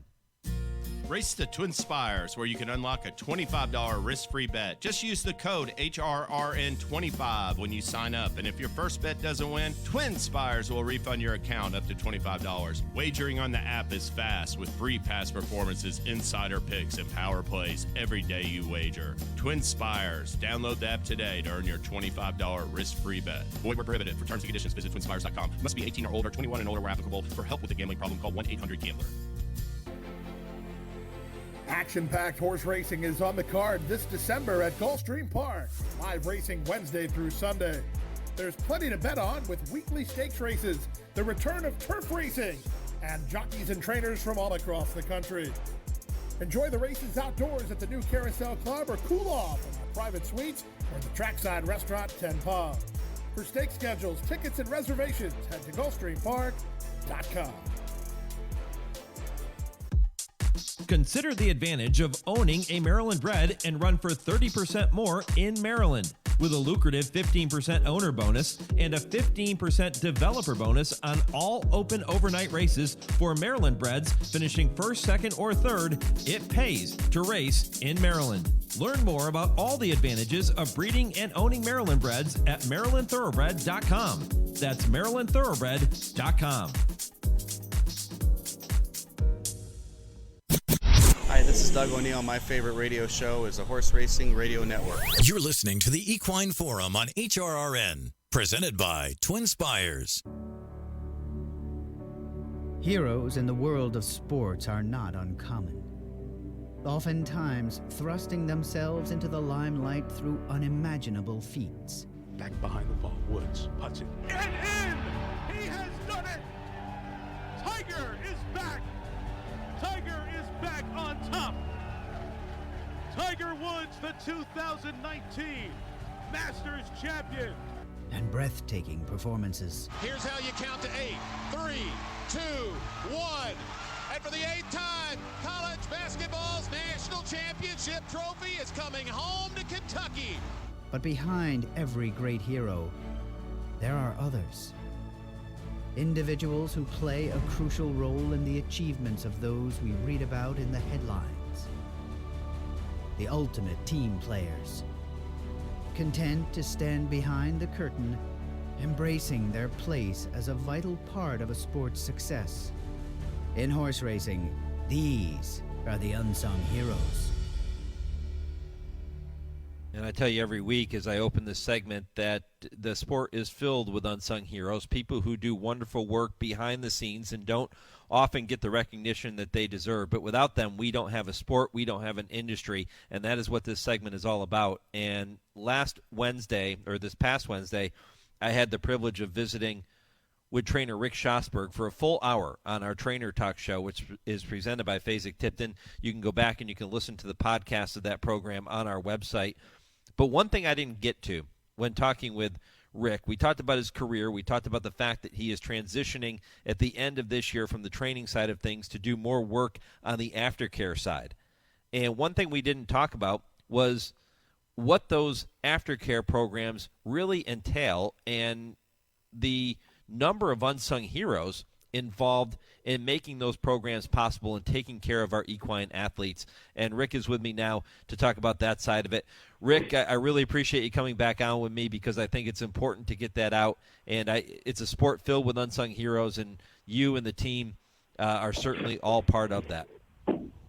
Well, thanks, Mike. And, it's an industry-wide responsibility and an industry-wide initiative, the aftercare and proper and safe retirement of thoroughbreds. And there's so many different layers to it because if when you really get right down to it and you peel back the layers, a horse's racing career only entails about 20 to 25% of their horse's lifespan.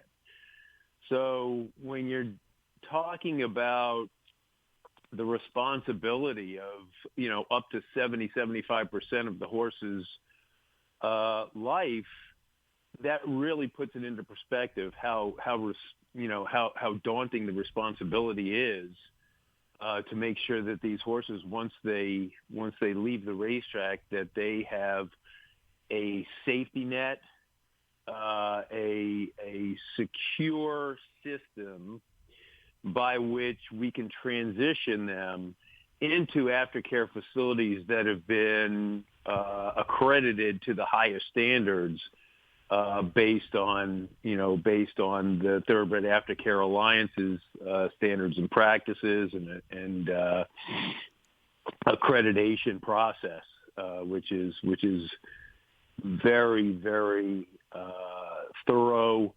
I sit on the TAA board, and I'm on the accreditation committee as well. And the amount of work that goes into seeing that these facilities remain up to standards is quite a task. And we're lucky to have an organization like the Thoroughbred Aftercare Alliance that crosses jurisdictional lines to oversee the standards and practices, and also to guarantee funding that is funneled through and paid for by the industry itself to care for these horses. Yeah, I'm so glad you bring that up, and that's exactly why I asked you to join me again for this segment, Rick, because everyone involved with the TAA, the Thoroughbred Aftercare Alliance, with the other programs you're part of, Take Two and Take the Lead, which are retirement programs established by the New York Thoroughbred Horsemen's Association. Everybody that works so hard to make those programs successful and take care of our horses deserves to be referred to as an unsung hero. Would you agree? Oh, no doubt about it. And there's so many people that are involved with aftercare that you wouldn't know about. Not just the boots on the ground, the people that do the actual work, which are really the unsung heroes. The ones that most of the work that gets done with regards to rehabilitation and retraining, so much of it is volunteer work at these facilities and organizations. You got to realize, in order to qualify to be a TAA accredited organization, you have to be a 501c3, and the process by which we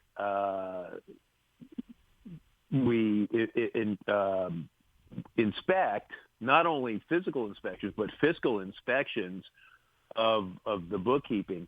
So when you're a 501c3, you're under the guidelines of the IRS based on administrative costs and things like that. So a lot of the work that gets done at the ground level has to be, a lot of volunteer work as well. So you talk about there's so many layers of unsung heroes, and there's members of the TAA board as well that you probably don't even know about. There's 19 people on the board that it's a huge cross section of the racing industry, from trainers and regulatory authorities and racetrack owners and farm owners and representation of the jockeys and representation of breeders. And it's a great cross section of industry experts that have a new creative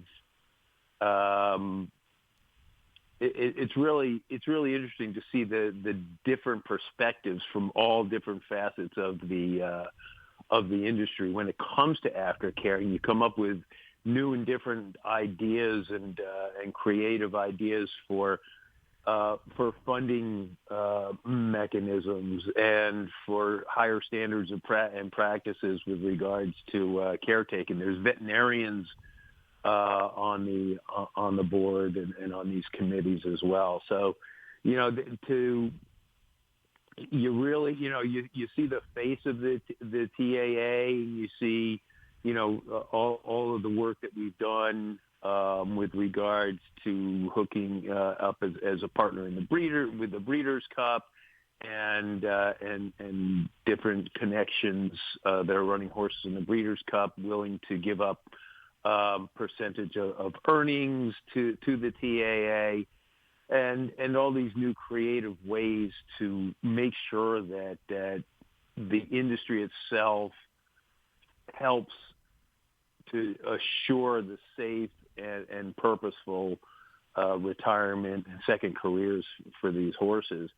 And you talk about unsung heroes. I would say it's the iceberg effect.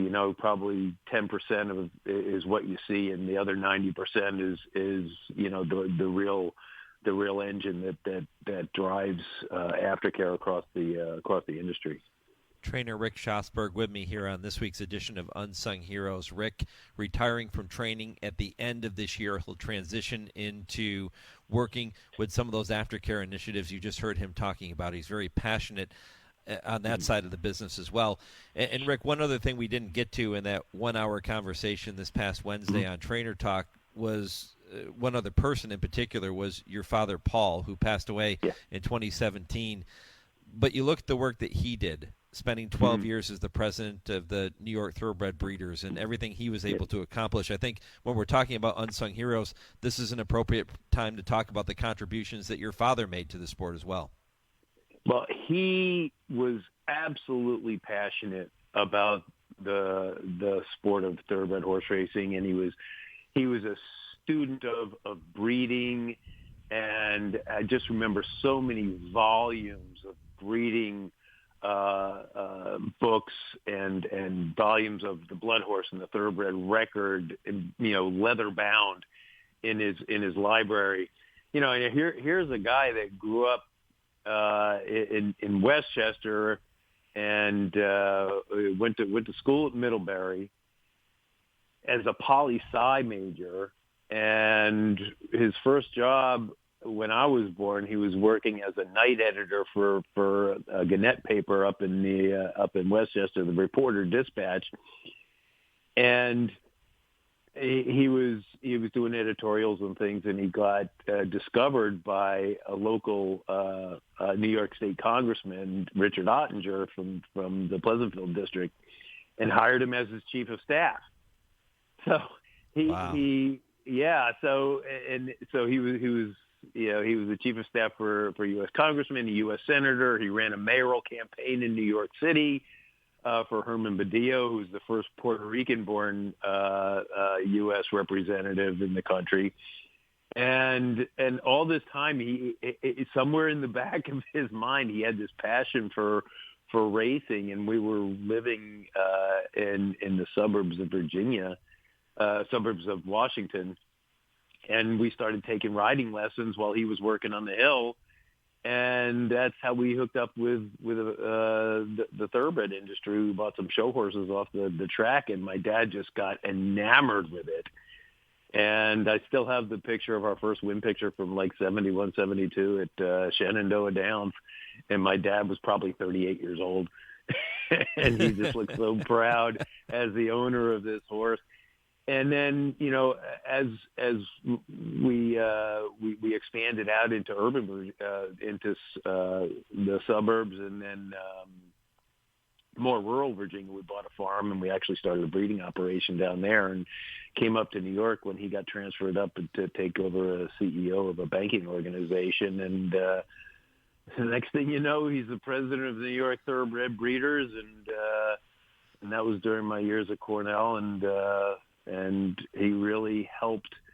He and his group back in the late 70s and early 80s really helped write the legislation for the New York State Breeding and Development Fund, and made the breeding incentive operation in New York what it is today. So he was an integral part of that, and he knew how to deal with the politics involved, from working on the Hill and then, working as a lobbyist for a large banking organization as well. So, he knew his way around the halls of the state capitol here, and got a lot of work done with a group of enthusiastic breeders, including he was with Steve Bachnick, and Bill Corbellini was his executive director, and it was the early phases of really getting the breeding operation off the ground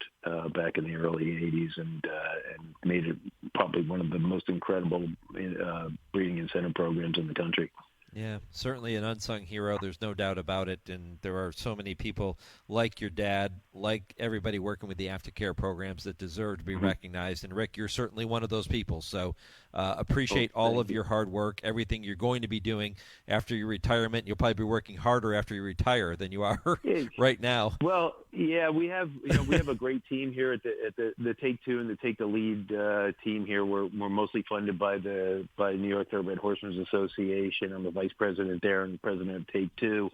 But our team works every single day. Whenever I'm done training, it's just going barn to barn, looking at some of these potential candidates for our program, getting forms filled out, gathering up diagnostics, X-rays and ultrasounds and post-operative reports and things like that, gathering it all up, and then approaching the accredited aftercare organizations like Mid-Locations and Rerun and Aikendale and Lucky Orphans in the region, and then setting up the logistics of getting those horses to those places for safe and proper rehabilitation and retraining. But it's a great incentive, and it's a lot of hard work, but it's very gratifying. Yeah, keep up all the wonderful work. I appreciate you spending a few minutes here, and we'll encourage people one more time to head back over and check out that 1-hour conversation we had on Wednesday on the Trainer Talk program. They can listen via podcast on our website or anywhere they access their podcasts. And this was a lot of fun. Thanks for pointing out all the wonderful things that are happening on the aftercare side, and all the best, my friend. Happy holidays. Thanks again, Mike. Happy holidays to you, your family, and all the listeners, and hope everybody has a nice and happy, safe New Year. All right, trainer Rick Schosberg, unsung hero, his dad an unsung hero, and everybody that works with aftercare and takes care of our horses upon their retirement. You, too, are unsung heroes, and that's why I wanted to highlight that on this week's edition. I'm back with more right after this word from Woodbine. The thrill of world-class racing continues at Toronto's Woodbine Racetrack. Kick off the weekend's action with Twilight Racing each Thursday evening at 4:50 p.m. Eastern, followed Friday, Saturday, and Sunday programs beginning at 1:10 p.m. Eastern. With racing now through December 11th and plenty of weekend stakes, you are not going to want to miss the action at Woodbine. For wagering updates, handicapping tips, racing news, and more, visit woodbine.com. That's woodbine.com.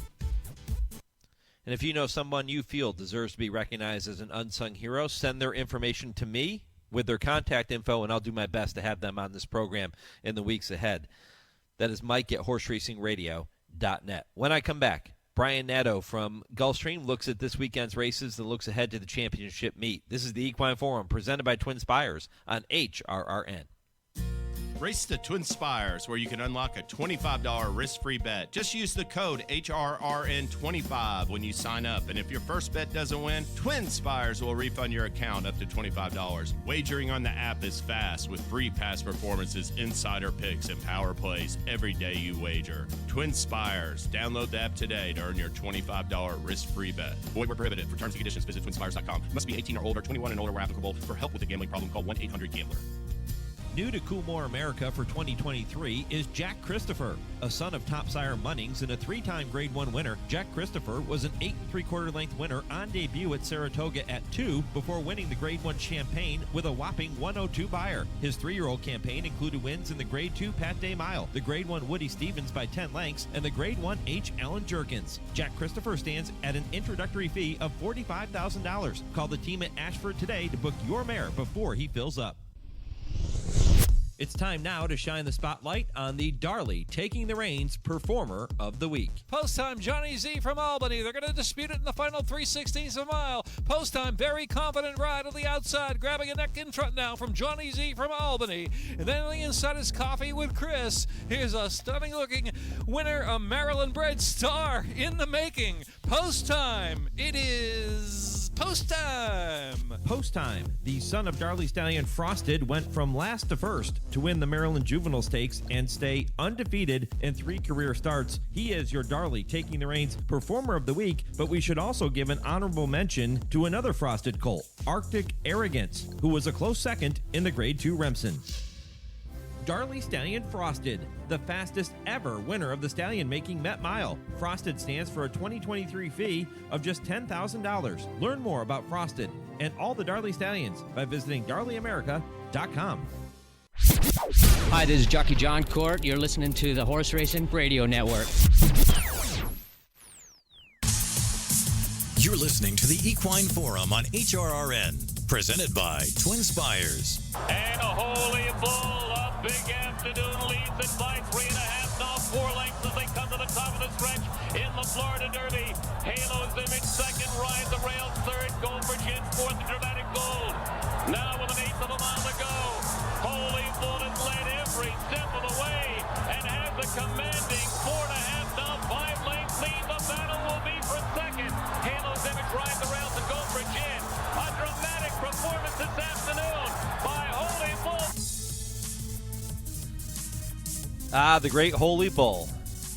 Greatest horse of all time, at least in this one guy's opinion. At least he's my favorite horse. And I wanted to play that clip, not necessarily because it was Holy Bull, although that certainly doesn't hurt, but because of the fact that it was Ross Morton with the call, the late Ross Morton. And I always used to love his voice. I used to enjoy going to the OTB, which was about 20 or 30 minutes from where I grew up, and listening to Ross Morton. I thought his voice was so unique. And one of the questions I'm going to bring up with Dale Romans and Tim Wilkin in this week's edition of I Ask, They Answer, which comes up in less than an hour now at 10:30 Eastern, is if you were putting together a panel of legendary announcers in the history of our sport, and you wanted them to sit there and tell stories to the audience, which announcers are getting your first call? Ross Morton is one that I have on my list simply because of his unique voice and his delivery. Harry Henson, another one, that gravelly voice. Marshall Cassidy. Dan Loisel, somebody who I always enjoyed listening to his calls. I thought his voice was unique. But, there are so many. You start naming more modern-day announcers like the Kurt Beckers, Larry Colmus, Dave Rodman, John Dooley. You can go on and on. Bobby Newman, who works with us here on the network. His voice is very unique, and he does a fantastic job. But, if you're talking about the legendary announcers, to me it comes back to the voice. And Ross Morton, one of those guys that had a tremendous voice, and I wonder what Brian Nadeau thinks about that. He is the Gulfstream analyst, and he's going to talk about today's program. He's going to look ahead to the championship meet, which includes the Florida Derby, coming up on April 1st of next year. It'll be here before we know it, and Brian is with me now here on HRRN. Brian, good morning. Mikey. Hey, Mike, always good to hear from you. The funny, you played that, and honestly, my, racing at Gulfstream was Tom Durkin, and you were playing that Holy Bull clip, and I said to myself, is that Ross Morton? Because I knew he used to be the announcer here, but Mike, my tenure in racing as a degenerate gambler in the Oswego OTB in the mid to late 90s was Ross Morton at Finger Lakes. That's where I knew Ross Morton. And I was always Tom Durkin at Gulfstream Park. So that was cool to hear. And I always think of Tom Durkin's Holy Bull call where, Mike Smith lets the bull roll, but that was a good one too. So, and definitely you're definitely right with the distinct voice and you can kind of pick it out, even like, that 1994 so long ago. And I said to myself, I think that's Ross Morton. So yeah, that was 1 year before my racing time, 1994. Mike Smith lets the bull roll. I was sitting at the Teletheater in Albany, New York, when I was watching that race and heard those words. I remember because I remember sitting there with my stepfather Richard and another good friend of ours, and we were watching the race at the Teletheater in Albany. I'll never forget that day. That was a unique place. I'm sure you remember, Mike. You could pay the $2 or whatever it was, and you could go on the left side, and you could get the track prices, or you could not pay the $2 and you got the Axum OTB. So that was a different era. Boy, that place was wild. We let's just say we killed some bucket of beers on Kentucky Derby Day there several years. That was a good place. Yeah, it was a fantastic place. There's no doubt about it. Another good place, Gulfstream Park, and that's where you are, and I'm somewhat jealous of that. But you get a chance to take in a couple of good stakes races today, all looking ahead to what's going to be the championship meet and that run to the Florida Derby on April 1st. So let's just start with today's two stakes. The Pulpit, $75,000. The Wait a While, also $75,000. They're for the 2-year-olds. Tell me a little bit about the Pulpit. Yeah, we're excited, Mike, because these are the first two stakes on the turf course since we brought back racing here on December 1st. And, it's a typical of this kind of division that I think you have at this point of the year, Mike. You have prospects. You have horses that have shown they've got potential, but they're all kind of sorting themselves out. Obviously, you can say the same with the dirt races, but, Todd Pletcher's going to have a couple in here that should go favored, Sendero and Airy Gold. You could probably flip a coin. It's just whoever the betting public feels like going with, but they are the two clear-cut favorites in here. I went with Airy Gold just because of the speed. And, Mike, we'll talk about it in a second, I'm sure, but the turf course has been a little speedy. I think we kind of felt that might be the case. It has in the past. And Airy Gold with Luis Saez seems to have an advantage over his stablemate Sendero with Irad, who is putting blinkers on today, so maybe that sharpens him up a little bit. Yeah, 9-5 on the morning line. Airy Gold for Todd Pletcher, as Brian just points out. Okay, that is race number 4, the Pulpit, but race number 8 is the Wait a While Stakes, and this one also on that brand new turf course, which we're going to talk about in a minute. Tell me about the Wait a While.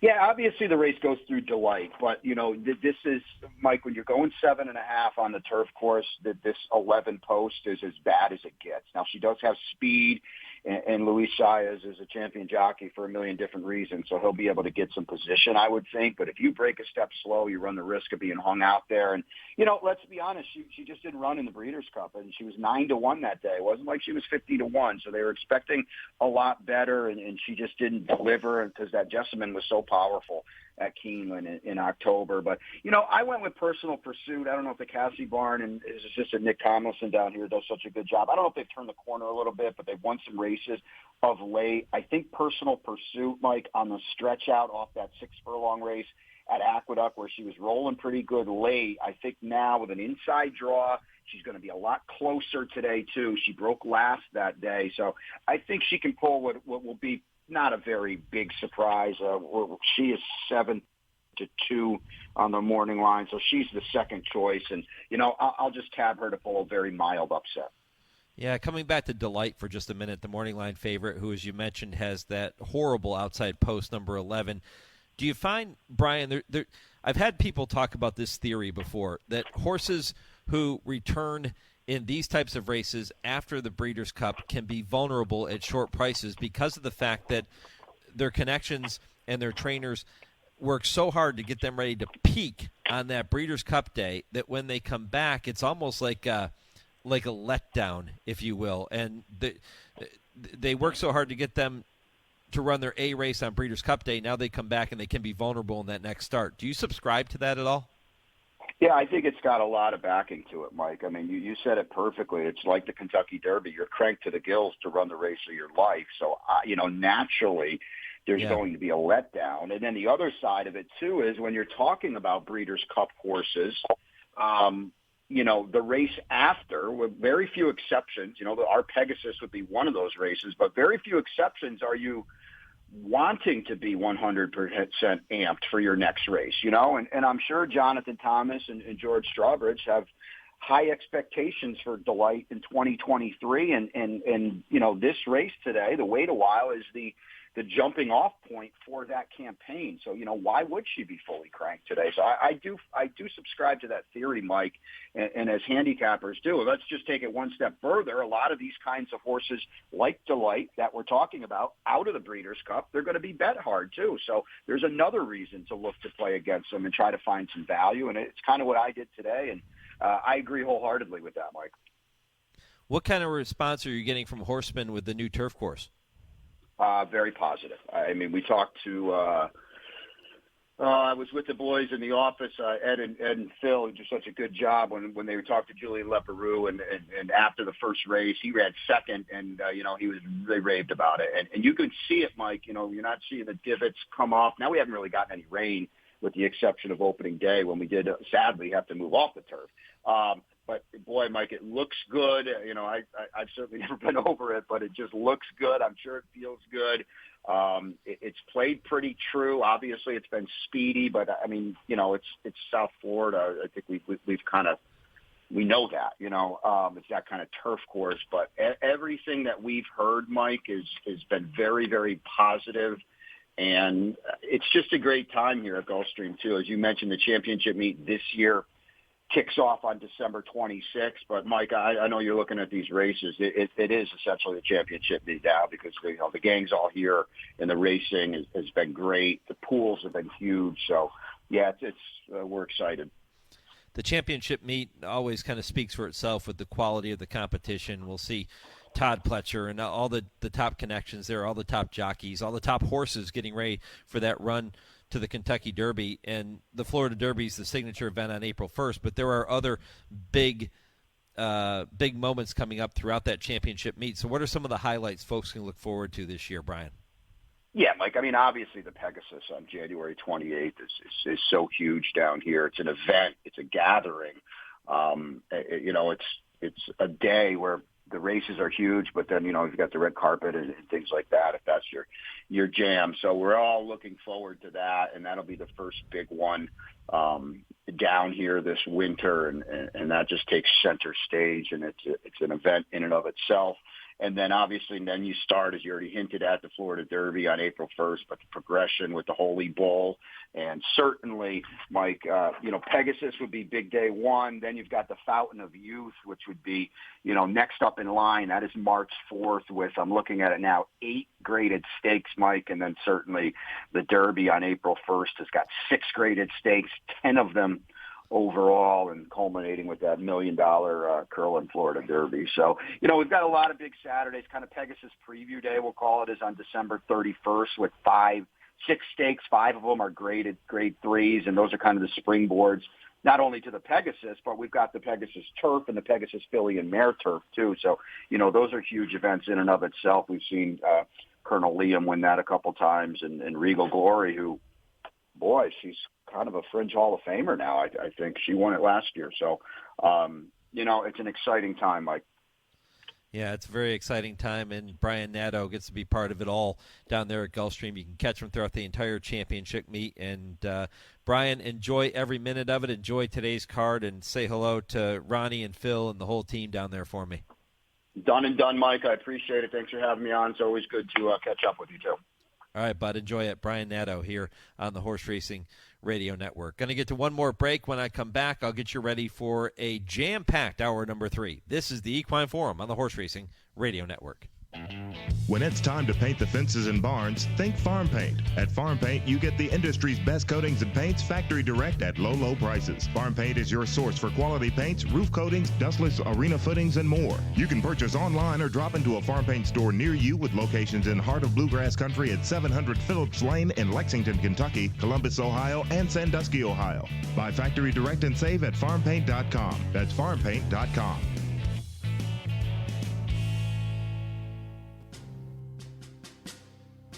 On the battlefield, there's a saying America's military men and women live by. Never leave a fallen warrior behind, ever. Off the battlefield, Wounded Warrior Project operates with the same goal. We leave no warrior behind.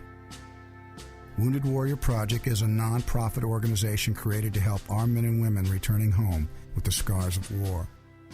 Whether those scars are physical or mental, we're here to make sure that they heal.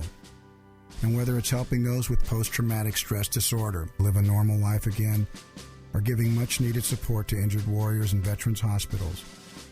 Because no one deserves our help more than the men and women who risk their lives to keep us safe. Wounded Warrior Project. We never leave a fallen warrior behind. Ever. Learn more about what we do at woundedwarriorproject.org.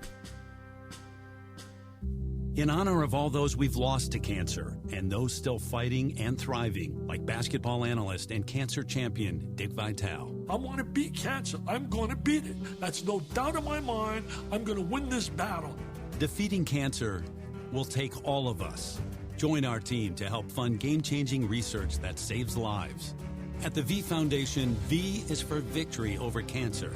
V is for victory over the odds. V is for victory over health disparities, victory over setbacks, victory over the unknown. V is for victory over giving up. Don't give up. Don't ever give up. Donate to the V Foundation to join our team and help save lives. Cancer can take away all my physical abilities. It cannot touch my mind, it cannot touch my heart, and it cannot touch my soul.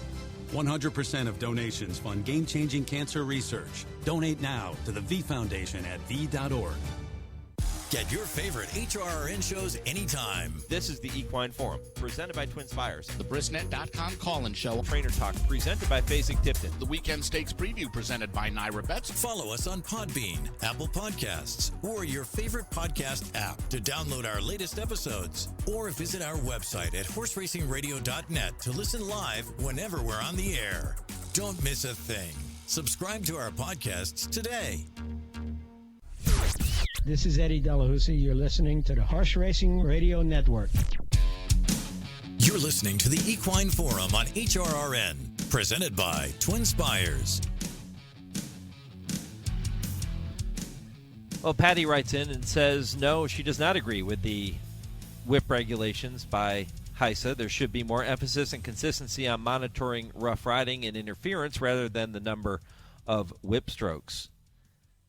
That is the poll question today at HRN on Twitter, Horse Racing Radio Network on Facebook. Judy says, I think stewards should have enough experience to understand most racing situations and whether a rider is overusing the whip or not. However, I think there should be some number limit that jockeys and stewards agree is sufficient in any situation. Keep those replies coming at HRN on Twitter, Horse Racing Radio Network on Facebook. So far, 82% of you saying you do not agree with the HISA whip rules limiting jockeys to 6 strikes during the running of a race. Well, historical dates in racing history. Just a couple real quick ones for you before I get you ready for hour number 3. It was on this day in 1999 that jockey Lafitte Pincay Jr. became the world's winningest jockey when he registered his 8,834th career victory aboard Irish Nip in the 6th race at Hollywood Park. The victory eclipsing the previous mark of 8,833, which was held by Bill Shoemaker. And, of course, I told you this is the anniversary of Steve Cawthon becoming the first jockey to win $6 million in a single season. That was December 10th, 1977. 2 hours down, still one more to go, and it's a big one. Plenty of content coming your way. When I come back, I'll kick off hour 3 with this week's TwinSpires Triple Play. Joe Kristufek will join me with 3 races you should keep an eye on later today. At 10:20, Kurt Becker takes you on his weekly stroll through racing history, and at 10:30, I once again welcome Dale Romans and Tim Wilkin for this week's I Ask, They Answer segment. If your local station is leaving us at this time, you can continue listening to the third hour of the show nationwide on Sirius 216, XM 204, in Louisville, Kentucky on ESPN 680, or on our website at horseracingradio.net. Hour 3 of the Equine Forum is next, right after a short pause for station identification.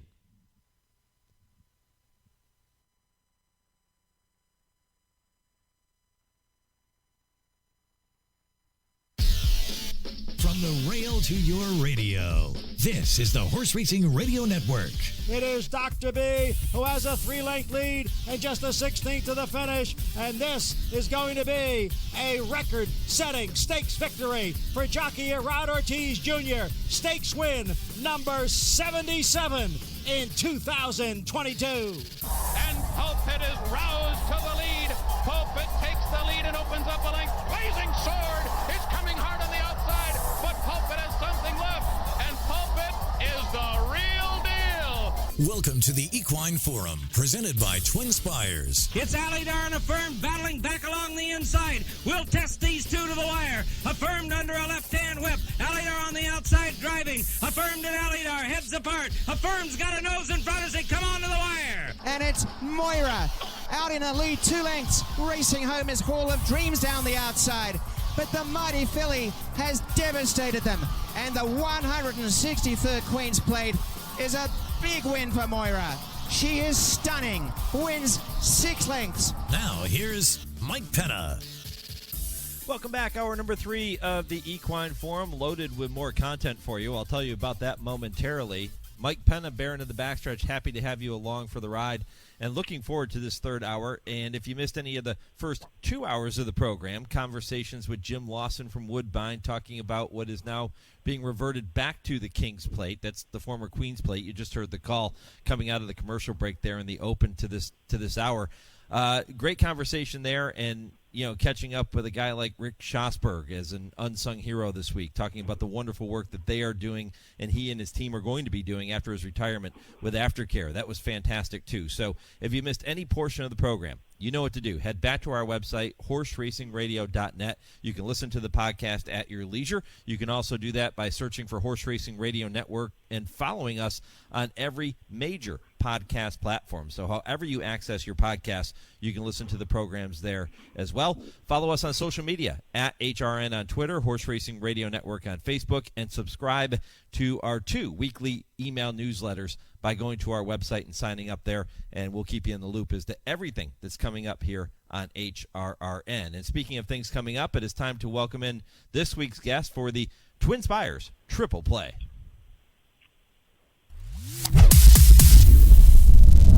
And that is my good friend Joe Kristufek, who does a fantastic job. He has made the pilgrimage south to the fairgrounds. You can catch him there all meet long.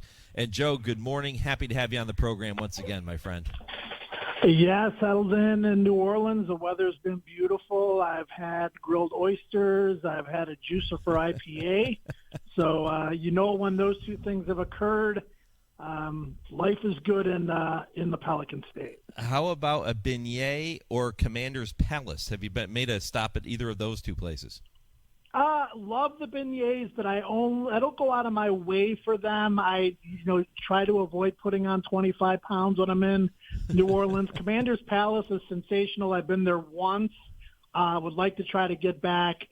I've got a list, Mike, of every place I've been in New Orleans. I keep little notes on my phone, and I've got a longer list of places that have been recommended to me that I haven't been yet. So trying to cross a few of those places off the list during the course of the next 4 months. I remember the one time I did go to Commander's Palace. We were down there covering the Louisiana Derby years ago, and Robbie Alvarado walked in, and I remember he was telling me about the turtle soup, and he said, you have to get the turtle soup when you come here.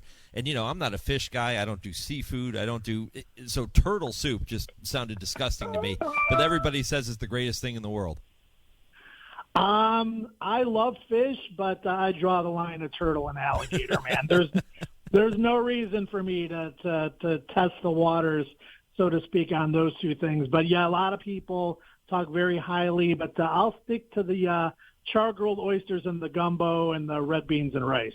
Well, it's going to be a fantastic meet at the fairgrounds. It always is. The one thing holding up some of the enthusiasm is the fact that there, at this point, is no turf racing. Hopefully we get back to that later in the meet. But for today, it is Louisiana Champions Day, and you have selected 3 unbelievable races, which the first one, I use the term head-scratcher quite a bit, but it certainly applies to this first one you've chosen. We're going to look at the 6th race on today's card, the 8th race, and the 9th race. But let's start with that 6th race. It is a big field. You have a 9-2 favorite in here. They're sprinting 5.5 furlongs on that main track.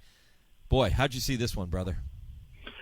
That's one of the reasons why I chose this race, because I think it's one of the best betting races on the card.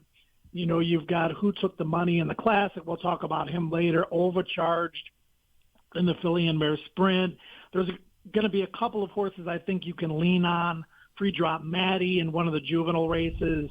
So I didn't want to come up with one of those, although I will give you Who Took the Money in the Classic a little bit later. I do have a long shot in that race that I want to talk about as well. I landed on Golden Palace, and maybe it's a sign, Mike, you're talking about Commander's Palace. Maybe we've got some good juju going on with Golden Palace, which is never a bad thing in New Orleans. And there are so many horses that look good on paper. But what I like about this one, this was a $5,000 claimer in March at Sam Houston, but this horse has really stepped up his game in his last 5 races. He's hit the board in 5 races in a row. He won a first-level allowance race last out at Fairgrounds, and he was wide every step of the way. He was 4 wide, was 8 wide on the turn, and still got the job done. Now he's going against the starter allowance field. Some of these horses have been around the Fairgrounds for a long, long time. They're competitive. But I think of the horses in here, Golden Palace still has maybe a little bit of upside. I know he started 47 times in his career, but one could argue that he's never been better. Why? I don't really know. But I just know what I see on paper and what I saw in that last replay. So Golden Palace for me, 6-1 with the sensation Emmanuel Nieves aboard. You should get every bit of that price. Yeah, I would think so. And it's an interesting pick, too, because you look at the pace scenario in here, and here's a horse that can sit and can finish. And at times he's been even closer up than, say, a stalking position. So he has some versatility to him. So I think the pick certainly makes sense from that perspective, too.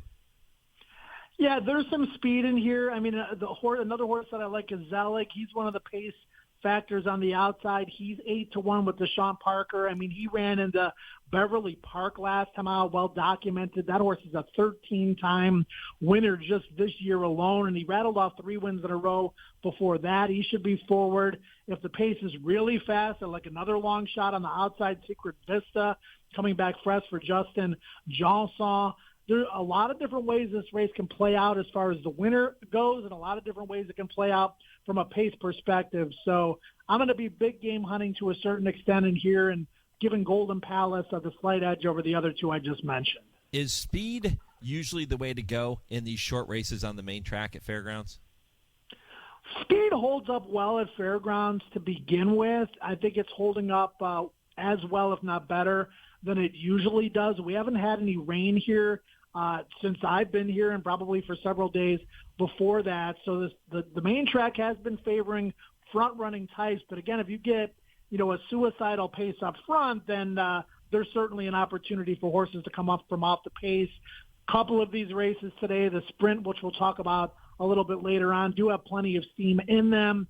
So even though the racetrack can be forward, I'm not afraid to pick a closer. This has to be the right scenario. All right, so number 6, Golden Palace, in the 6th race of the afternoon at Fairgrounds today for Joe Kristufek. This is your TwinSpires triple play. 3 races you can keep an eye on later today. Bet them any way you like, but do it at TwinSpires.com. All right, Joe, race number 8 is your second leg. It is the Louisiana Champions Day Classic Stakes with a purse of $150,000, mile and an eighth on the main track. And this one, at least by the morning line, looks cut and dry. The huge morning line favorite in here is number 7, Who Took the Money, 4-5 on the morning line for trainer Bret Calhoun and jockey Deshaun Parker. Well, I'll tell you who took the money. Bret Calhoun, Deshaun Parker, and Allied Racing Stable of Chester Thomas. They've won 9 of 13 with this horse, 4 of 5 at Fairgrounds, 3 Louisiana bred stakes in a row, and he's never gone 9 furlongs, and he's going to relish it. This is one of those fun throwback horses, Mike, that closes from way off the pace. I'm talking, you bring a newcomer to the track and you tell them to bet on Who Took the Money, and they're like, where's my horse? He's 15 lengths behind, and then the horse comes flying down this long stretch at the Fairgrounds. 9 furlongs should suit him to an absolute T. He won the prep race, the Scott Scoundrel, in the slop on November the 19th here. He's run on fast tracks, sloppy tracks, turf, dirt. Really doesn't matter. And there's been some great Louisiana breds over the course of time. Happy Ticket, obviously Star Guitar. You talk about Hallowed Dreams, who won, 17 races in a row at some point in the early 2000s. This is a horse that can etch his name with some of the best of all time by the time his career is over. A soon-to-be 5-year-old gelding who's not only winning races but running some very fast figures. Bret Calhoun off to a fast start. Deshaun Parker, one of only 20 jockeys in the history of the sport, maybe one of the most underappreciated jockeys in the history of the sport to win 6,000 races in a career. So Who Took the Money is who I like, but I also like a little bit of a price shot that'll fly under the radar here in the number 6, Ballin' on a Budget, who was in for a $20,000 tag last time at Churchill on November the 18th. And I remember going into the race saying, man, this is a really useful Louisiana bred. Why are they in for 20? Must be something wrong with the horse. But, man, he ran maybe the best race of his life. He made this huge wide move on the turn, drew off to win by 7.5 lengths, and he was just getting good at the Fairgrounds last winter and spring when we were here. So he won that race basically in a public workout. Now, claimed by Brad Cox, a very rare Brad Cox claim. And Michelle Lovell does a great job. But moving to the Brad Cox barn, possibly a move forward here for this horse. He's 8-1 in the morning line, and if he runs the way he did last time or improves even a little bit, I don't know if he can beat Who Took the Money, but he'll like 9 furlongs, and he should outperform his odds. Cold Exacta, 7-6, or do you box him? Yeah, well, I mean, you got to bet based on your opinions, Mike. So if you're going the Exacta route and you got $50, maybe about a $35 Exacta, with Who Took the Money on top, and swing back the other way, $15 on Ballin' on a Budget on top. I mean, I do like those 2 horses quite a bit. 9 furlongs should suit them both, but I think you need to weight your opinions. And, I would hate to see Ballin' on a Budget beat Who Took the Money, and for me to be throwing my tickets out. Yeah. No, you have to have a saver somewhere in there, especially if you think that Ballin' on a Budget has an outside chance, even a hint of a chance of upsetting the big favorite in here, because that's going to pay pretty decent Exacta if you can pull it off. So that's race number 8. Race 9, the third leg of your TwinSpires triple play, is the Champions Day Sprint. You referenced this one earlier. Has a purse of $100,000, 6 furlongs on the main. Who wins this one? Yeah, so a caveat for me here, I'm going to pick a horse that's cross-entered, and we'll give you a second horse just in case this one scratches. It's Touch Upon a Star. I talked to Jake Delhomme on Friday, and he said they're going to wait till the very last minute this morning, Saturday, to make their decision which race to go in, the Classic, where they'd have to take on Who Took the Money, or to run in the sprint where they've got post position number 14 in an overflow field. I think they look a lot better in the sprint. I'm not saying this horse can't eventually be a Louisiana Classic type horse or even an open company type graded stakes horse, but this horse has never run further than a mile. It was one of the only losses of his career. It came to Big Chopper at Evangeline back in June. But the one-turn races have been phenomenal for this horse. Even the two-turn 7-furlong race at Delta was awesome last time. But there's a big difference between running 7 furlongs, particularly at Delta, and a mile and an eighth the distance of the Classic here at the fairgrounds. He's got natural speed, but he's very rateable. There's some steam to his inside. I think he would sit just a great trip, just off the pace with Timmy Thornton aboard, and have plenty of stamina for that stretch run. 5-1 in the morning line, Mike. If he stays in this race, even in a full field of 14, he's not going to be 5-1. I would hope 3-1 would be a great price on him, but Touch Upon a Star, one of those lightly raced Louisiana breds that's a star of the future and pretty much already a star. All right, so Touch Upon a Star, if indeed he ends up running in this spot, will be your top pick. And if he doesn't run in this spot, who else? A bigger price, number 6, Win You Win for Jose Camejo. There's a lot of speed in here. This horse was 5th last time out in in a prep race. He did not run in the local prep race here. He's been off since June. He was 5th last out at Evangeline, so he comes in here fresh. But Jose Camejo is very good off the bench. He's off to another fast start at the meet. Miss Evelyn Benoit won the owner's title here last year, and this is a horse that contributed to that with a couple of victories at the fairgrounds last meet. He's got a late closing style. He's a gelding who's had a pretty good career so far, but I think he got really good here last winter and spring. I think he might have another step forward in him. I think he's going to fire a big race fresh off the bench. And like I said, he's a closer in a race that has a lot of speed. So 10-1 in the morning line, Win You Win. That would be my alternative selection in the Louisiana Sprint. Okay, so here are the selections to recap from Joe Kristufek for this week's TwinSpires Triple Play. Again, head over to TwinSpires.com to bet these races any way you like. Number 6, Golden Palace in the 6th race at the fairgrounds today at odds of 6-1 is his top pick to kick things off. In the 8th race, number 7, Who Took the Money at 4-5 is the big favorite, but might want to take a look at number 6, Ballin' on a Budget, maybe hook him up in an exacta in that race.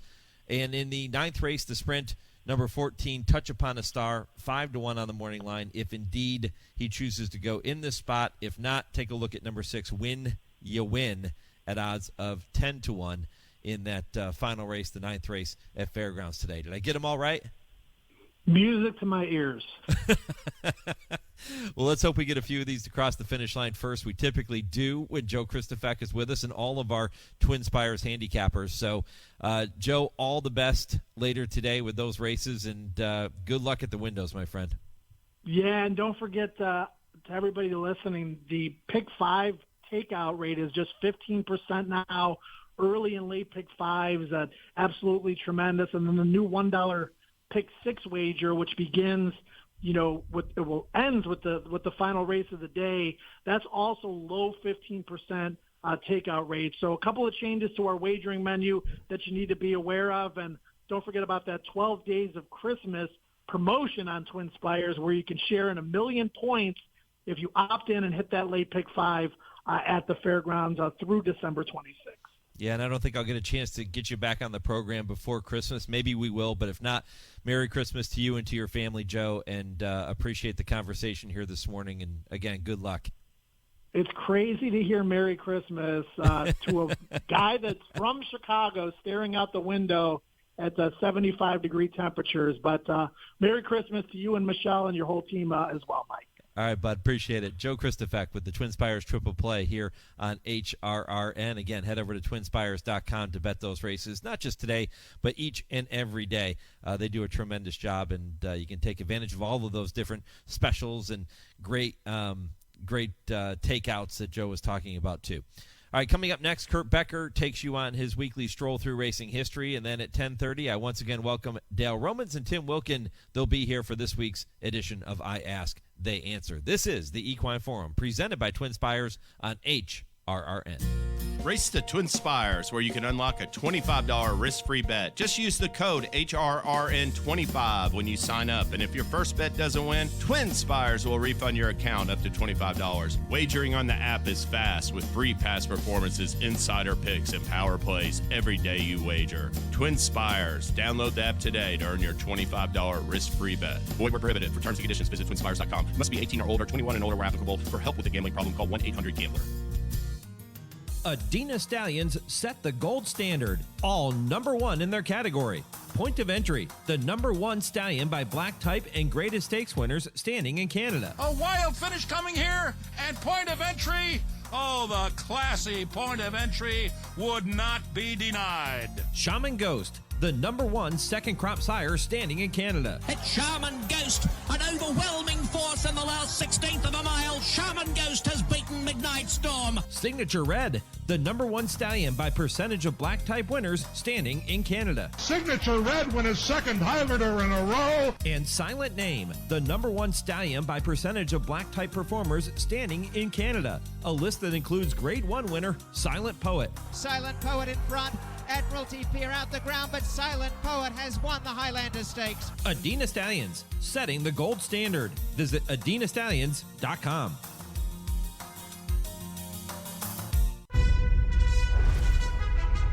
The world-class thoroughbreds are racing at Remington.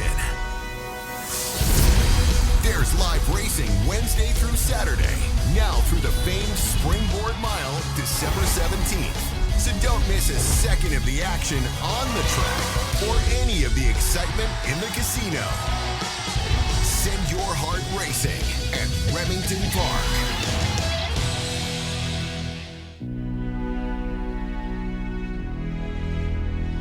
Hello, I'm Kurt Becker. Thanks for joining me as I take another stroll through racing history presented by Keeneland.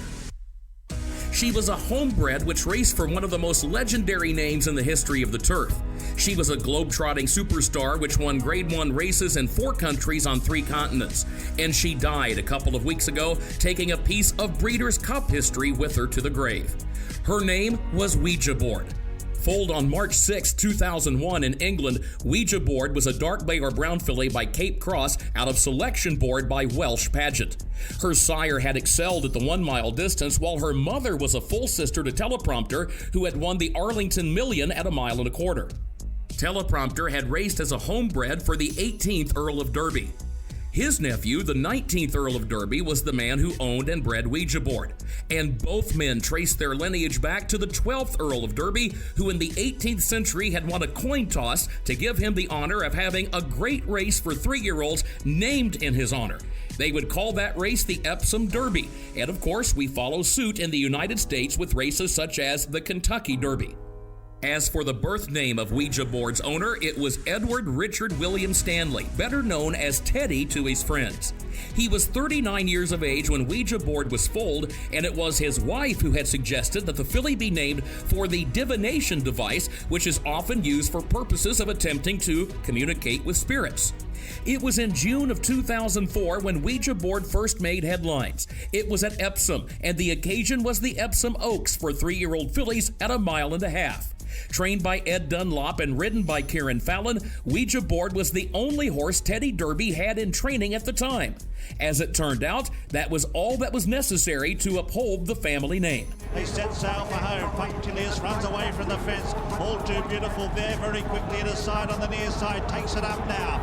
So it's All Too Beautiful who goes on with 2.5 furlongs to go on the Oaks. Here's Ouija Board in the Lord Derby colours starting to loom up now. Grabs the lead now with inside the 2. Followed by Punctilious, and they've kicked right away now. They've got a furlong left to go on the Oaks. And Ouija Board is 4 lengths in front, battling on All Too Beautiful, but it's going to be a famous victory in the Lord Derby colours as Ouija Board, ridden by Kieran Fallon, races away with the Vodafone Oaks. Ouija Board goes on to win it by 6 lengths. Very impressive. The victory by Ouija Board in the Oaks was true racing history, for it marked the 7th time in 225 years that the Lord Derby colors had been carried to victory in the race, including the inaugural in 1779. The silks themselves are often described as black with a white cap, but such a description misses the key point.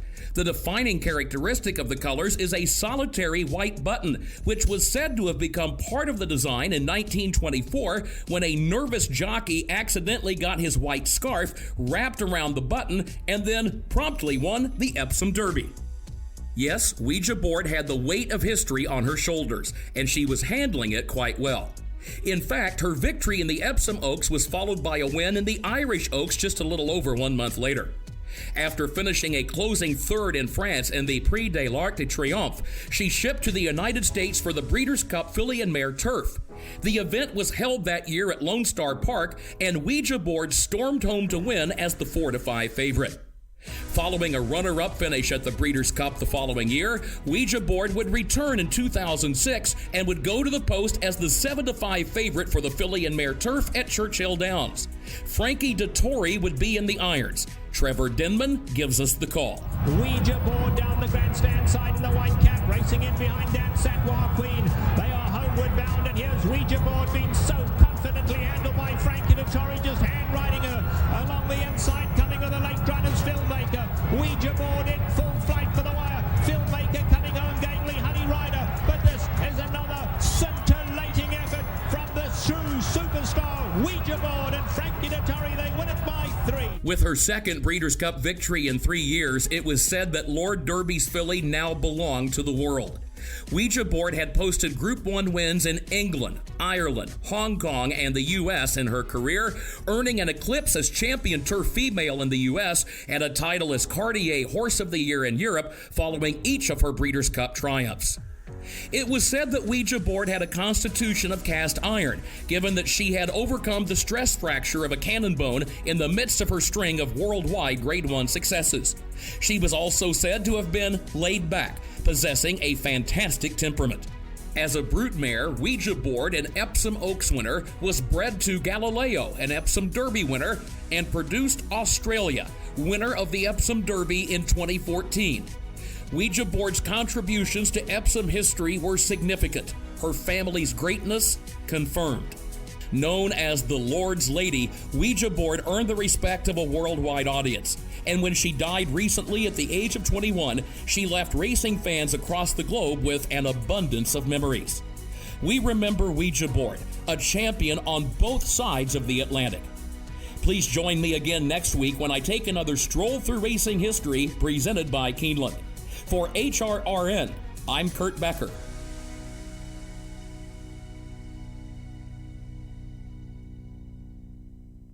And once again, my thanks to Kurt and to Keeneland for making those segments possible each and every week. If you have missed any of Kurt's Stroll Through Racing History segments, all you have to do is head back over to our website, horseracingradio.net. You can check out the special podcast page dedicated to those stories and listen to every single one. There have been some amazing ones. Go back and listen at horseracingradio.net. When I come back, Dale Romans, Tim Wilkin, they will be here. It is this week's edition of I Ask, They Answer. This is the Equine Forum, presented by TwinSpires on HRRN. Race to TwinSpires, where you can unlock a $25 risk-free bet. Just use the code HRRN25 when you sign up. And if your first bet doesn't win, TwinSpires will refund your account up to $25. Wagering on the app is fast with free past performances, insider picks, and power plays every day you wager. TwinSpires. Download the app today to earn your $25 risk-free bet. Void where prohibited. For terms and conditions, visit TwinSpires.com. Must be 18 or older, 21 and older where applicable. For help with a gambling problem, call 1-800-GAMBLER. Curling, the classic sire. They're off in the Derby City this day. An obligatory Wilkin. And it's got to be Clariere in the Fifth Stakes. Nest, much the best. She won by better than 10 lengths in this coaching club. American Oaks, Cody's Wish, with the upset in the Fargo. And Malathon has won the Personal Ensign Stakes. Curling, standing at Hill and Dale. This proven son of Giants Causeway has sired 7 millionaires. With over 10% stakes performers, his recent top runners include Tarabi, placed in the Grade 1 Spinaway and Breeders' Cup Juvenile Fillies, Grade 2 winner Plum Ali, multi-millionaire Shivaji, plus these standout performers. Now his biggest book in the past decade will be 3-year-olds in 2022. A proven value sire, First Samurai, standing at Claiborne Farm. I'm here with Joe Brown Nicholson of Nicholson Insurance Agency. Joe, how do you value a horse for insurance? Well, Mike, it's easy to value a horse when purchased out of a public auction. The insured value would simply be the auction price. But insuring homebreds can be a little more involved. How so? Well, factors such as a stud fee, conformation, pedigree, sales and race records of siblings, even popularity of the stallion, all come into play. How closely do you work with owners in determining a horse's value? Well, the owner has a pretty good idea of the horse's value, so generally it's just a matter of agreeing to the request and having the policy issued. For all your equine and general insurance needs, including farm owners, liability, homeowners, auto, and more, contact Joe Brown Nicholson at nicholsoninsurance.com or call 859-224-7080. That's 859-224-7080. Nicholson Insurance Agency. You're listening to the Equine Forum on HRRN, presented by TwinSpires. 3/4, 111-1, and now they're in the stretch. And here comes Get Her Number on the outside. Mind Control is right there. White Barrio is down at the rail. Zandon is out in the middle of the track.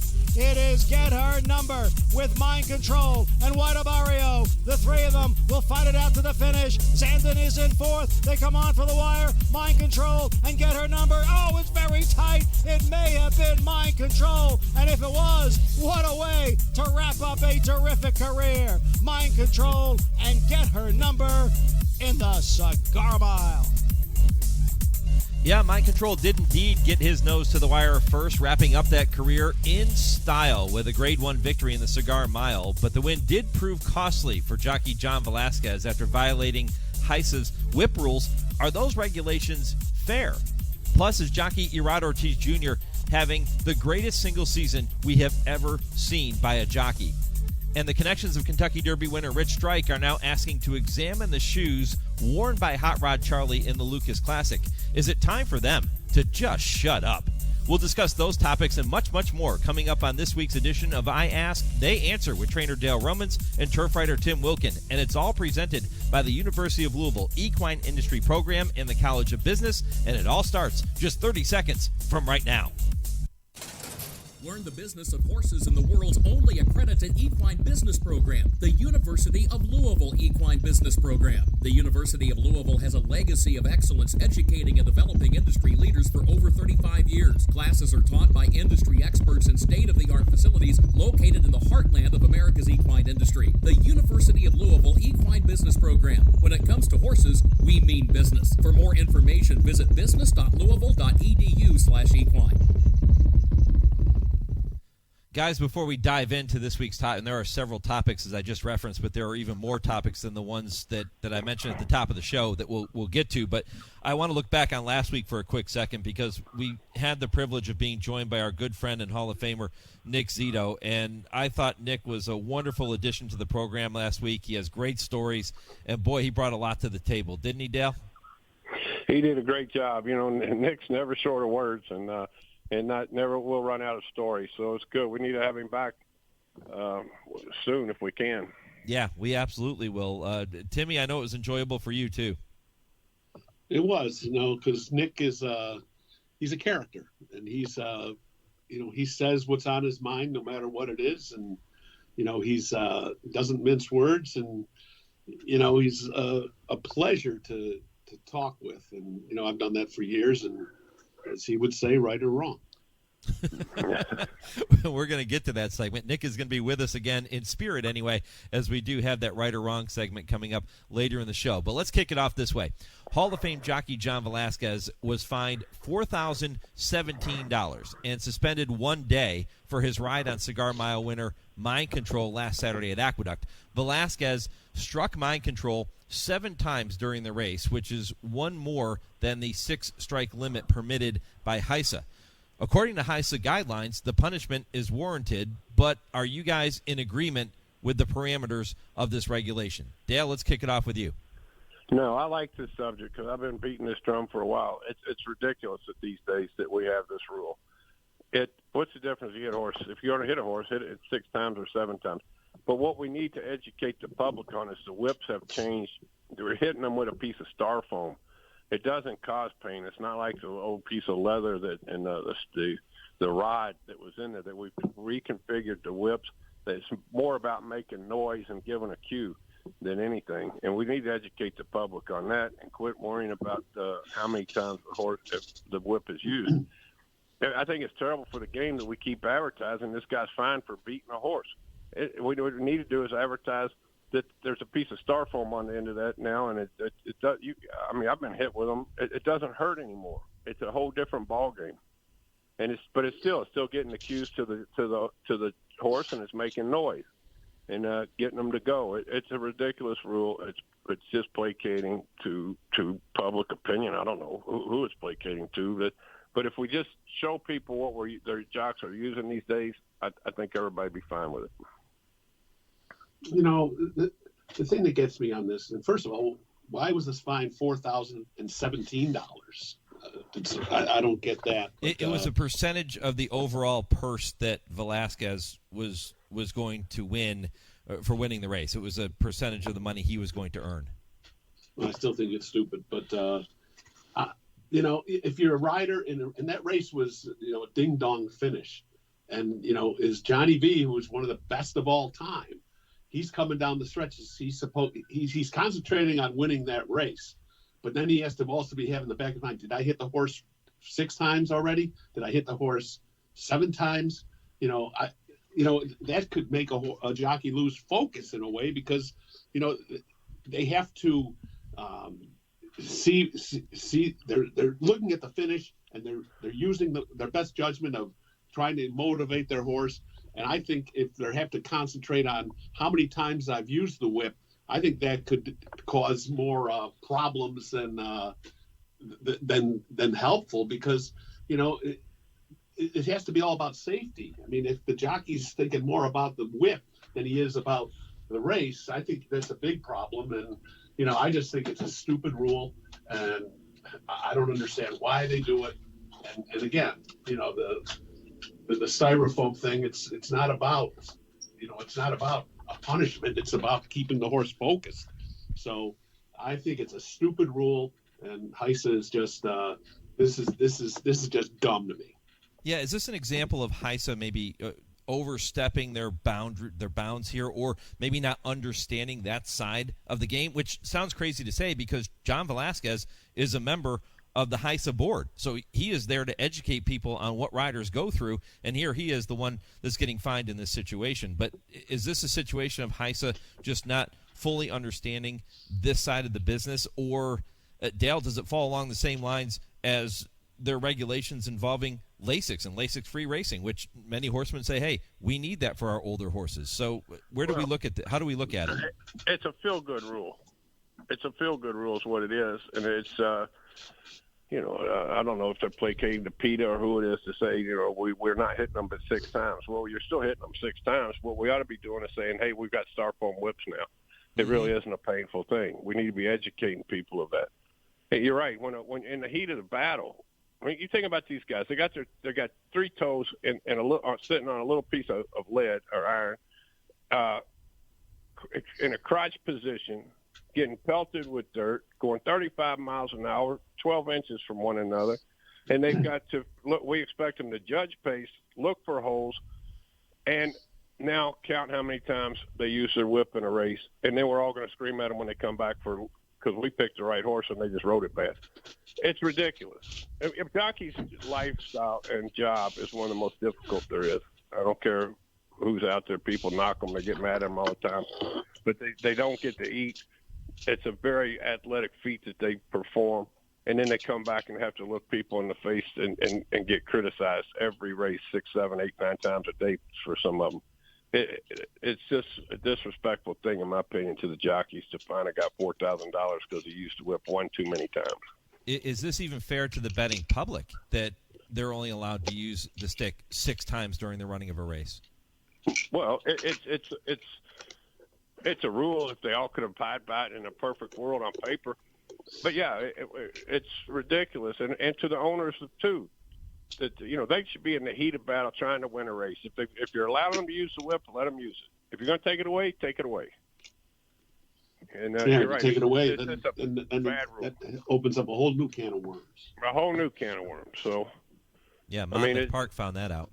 Yes, what I'd say is you take judgment calls out of the game as much as possible, and that's one way of doing it too. Just let them use the whip. Yeah, and I bring up the betting side of it because if I'm playing a horse and that horse gets beat by a nose and the jockey can't do everything he possibly could to motivate that horse to maybe eke out that nose victory, I'm going to be pretty ticked off about it. And I think that's where a lot of bettors might not like this rule too. Not that I'm advocating for, whipping the hell out of horses. That's not what we're here for. But as Dale pointed out, the fact that these whips are very kind to horses now. They don't hurt. They just make the noise to motivate them. And Dale, I've seen that. I've seen what Ramon Dominguez has done with those whips too. And it's true. They don't injure the horse or hurt the horse the way that the old whips used to. And I think it's an antiquated rule here that we're talking about. And again, from the betting perspective, I want that jockey to do everything he can within the rules to try to get that horse to the wire. I agree. Well, we're all on the same page here, right or wrong. Yeah, right or wrong. Well, let's move on to another jockey, and this one a more positive story, if you will. And it involves Irad Ortiz Jr., who is well on his way to wrapping up his 4th Eclipse Award as the nation's leading rider. And his win in last Saturday's Go for Wand was his 77th stakes win of the year. That breaks the old mark of 76, which was set by the late Garrett Gomez all the way back in 2007. Ortiz has already set a new single-season earnings record this year and is far and away the leader in number of wins in 2022. So what single word do you guys use to best describe what we're seeing from Irad Ortiz Jr. this year, and what other single-season performances by athletes in other sports maybe best compares to what he's doing? Timmy, why don't you kick this one off? Well, if I'm going to pick one word for Irad, it would be dominating, because he's been the best jockey in the United States, maybe everywhere, for a heck of a long time now. This is his, I think, 7th or 8th year where he's had over 300 wins. But, as good as Irad has been, I mean, it's not like this is, new ground, because, remember the year Kent DeSormo had back in the late 80s when he won, I think, just short of 600 races. That's doubled. Huh? 499. I thought it was 598. No, I think it was 4. Well, I don't know. I thought he told me 499, but I might have been on his bug year. Yeah, I think Timmy's right. I think it was closer to 600. Well, that might have been later. Yeah, well, that's. But that's not taking anything away from what Irad's done.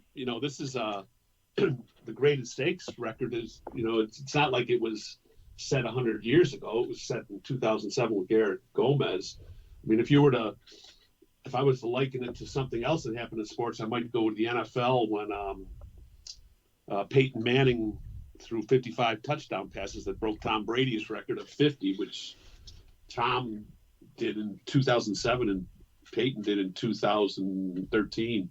But Irad has just been, he gets his people get down on him because, they think he's a reckless rider. But I just think he's a daring, fearless rider who does everything he can to win. And I've said this before, I liken him to a guy named Angel Cordero Jr. who would do anything he could do to win. And Irad's only 30 years old. I mean, he's gonna set a lot more records before he's done, if you ask me. And I don't know if he'll ever get to the plateau of Russell Bayes with the most wins ever, but he's going to give it a run. Yeah, since we're talking about a New York rider, I want to compare him to Aaron Judge. I think the year he had in baseball with the Yankees was a good comparison. And, he's a great rider and a good young man. And it's not just him. I mean, Steve Rushen's one of the best agents in the history of the game. It's a team effort. They're out there working every morning. There's nothing no prima donna about Irad either. That's what I like about him. I mean, if he's there working, he'll come looking for work to do. And he's out there every day. Yeah, and he's always in a good mood, no bad habits. He doesn't give you any problems, and his agent's the same way. I think he's absolutely one of the best that's ever been an agent in the game. He's one of those guys that he'll spin you at the draw, make you find a new rider, and you'll be apologizing to him when it's over. But it's just a good team. It's good to see, and it's good things happening to good people. What one word would you use to describe what he's doing this year, Dale? Excellence. I think that everything he's done has been excellence. He's just been good at he's been on top of his game for the entire year. Yeah. And the thing about Irad too is that he's got 305 wins, and Tyler Gaffalione is second with 253, and Tyler has almost 2,000 or 200 more mounts than Irad. So that tells you something again too. And Irad has been in the money. I think he's been in the top 730 something times this year. So he's always right there. I mean, phenomenal rider. Yeah. By the way, Kent DeSormo's 598 wins in a single season came in 1989. So that was right on top record. Of that. That was it. That was at 598 because I used to get on him about why he couldn't get to 600. You get to 598. That's pretty darn good. Will that record ever be broken, guys? I don't think so. I'm going to venture out and say that one's pretty safe. He was riding day and night. I don't even know if they run enough races anymore day and night to beat that record. I mean, and he was doing it like daily. He was riding in the afternoon, then getting on a train going somewhere else, and I think he was on the Maryland circuit then, and he wanted to go to maybe Philadelphia Park or something like that. And I think it was. He went from Maryland to Jersey, didn't he? Meadowlands. Meadowlands used to run at night, and a lot of guys would ride there in the night and in the day somewhere else. Well, he was. He certainly put his time in, didn't he? Yeah, he did. Yeah, no, that's the only way you're going to get to 598 is to ride as much as you possibly can. That's what he did in 1989. But as Dale pointed out, a different world now. Who knows if there's even enough races for a jockey to ever come close to doing that again. All right, moving on to our third topic, and this is one of our favorites. Every week we honor our friend Nick Zito here on the show, and we do it with the following segment called Right or Wrong. Yeah, right or wrong. Am I right? What do you think? Right or wrong? Right or wrong. All right, well, here we go. We have two topics in this week's Right or Wrong, and number one involves leading California owners and breeders Tom and Debbie Stahl, who are planning to move their mares and racehorses to compete in Kentucky because of the significantly more lucrative purses. Guys, if I were to tell you that this is just the first domino to fall and many other California connections will eventually head east, would I be right or wrong? Yeah, right or wrong. Am I right? Dale, what do you think? I think you're wrong. I don't think it's the first domino. I think the first one fell a while back, and this is one of them. This is the trickle-down effect from, I don't know what's going on in California, but it's not going good. I think that you're right that there's going to be people following. I just think you're wrong about it being the first domino. Yeah. Timmy? Well, yeah. I mean, I can see why they're doing it. The purses are better. There's more racing in Kentucky than there is in California. California has the 3-day race weeks, and their trainer, he's his name is Jonathan Wong. He decided he wants to move his operation to Kentucky, so they're still going to have a farm out in California. 8 Rings is going to stand there, but I'm not sure it's going to be an exodus from California to Kentucky from a lot of the owners out there, breeders, and I think it might be a wait and see attitude to see how it goes for some of these people. But I understand why they're doing it, and it's really it's not a good look for California racing if you got a big organization like that heading out. That's the last thing that they want to see doing, because it might put ideas in other people's heads of saying, hey, let's go where the grass is greener. Yeah. And the money's a lot greener in Kentucky than it is in California right now. The stakes races in California are always going to attract good horses, but could something like this, with the purses being so good in Kentucky, could that have a direct impact and be a big blow for the other everyday type of races, the claiming races, the allowance races that don't have the same purses that Kentucky offers? Could that have be a big blow for those races in Southern California? What do you think? Yeah, definitely. What Kentucky's going so strong, it's going to hurt every place. The problem is now, though, it's hard to get in. There's no stalls for people to come to. Mm-hmm. Yeah, that's a good point. It's a good point. Everybody wants to run here, but when you run here, you're running for big money, but you're also running against the best. Timmy, I didn't mean to cut you off. Go ahead. It's all right. I was just going to say that money's always going to do the talking. Yep, Follow it is. The money. It's Show strong me in the money. Kentucky. It is very strong in Kentucky right now. All right, one more topic during this week's Right or Wrong, and it involves a report that came out on Horse Racing Nation this past week that the connections of Kentucky Derby winner Rich Strike have asked to examine the shoes worn by Lucas Classic winner Hot Rod Charlie on October 1st as they continue to insist that he raced with toe grabs. Of course, Rich Strike finished a close second to Hot Rod Charlie in that race. So, guys, if I were to say enough's enough, it is time for owner Rick Dawson to accept the loss and just move on. Would I be right or wrong? Yeah, right or wrong. Okay.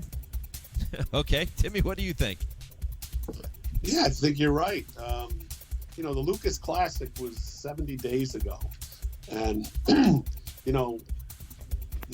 Kentucky stewards ruled that they didn't think anything was wrong. Heisa agreed with that. So it's a closed case in their minds.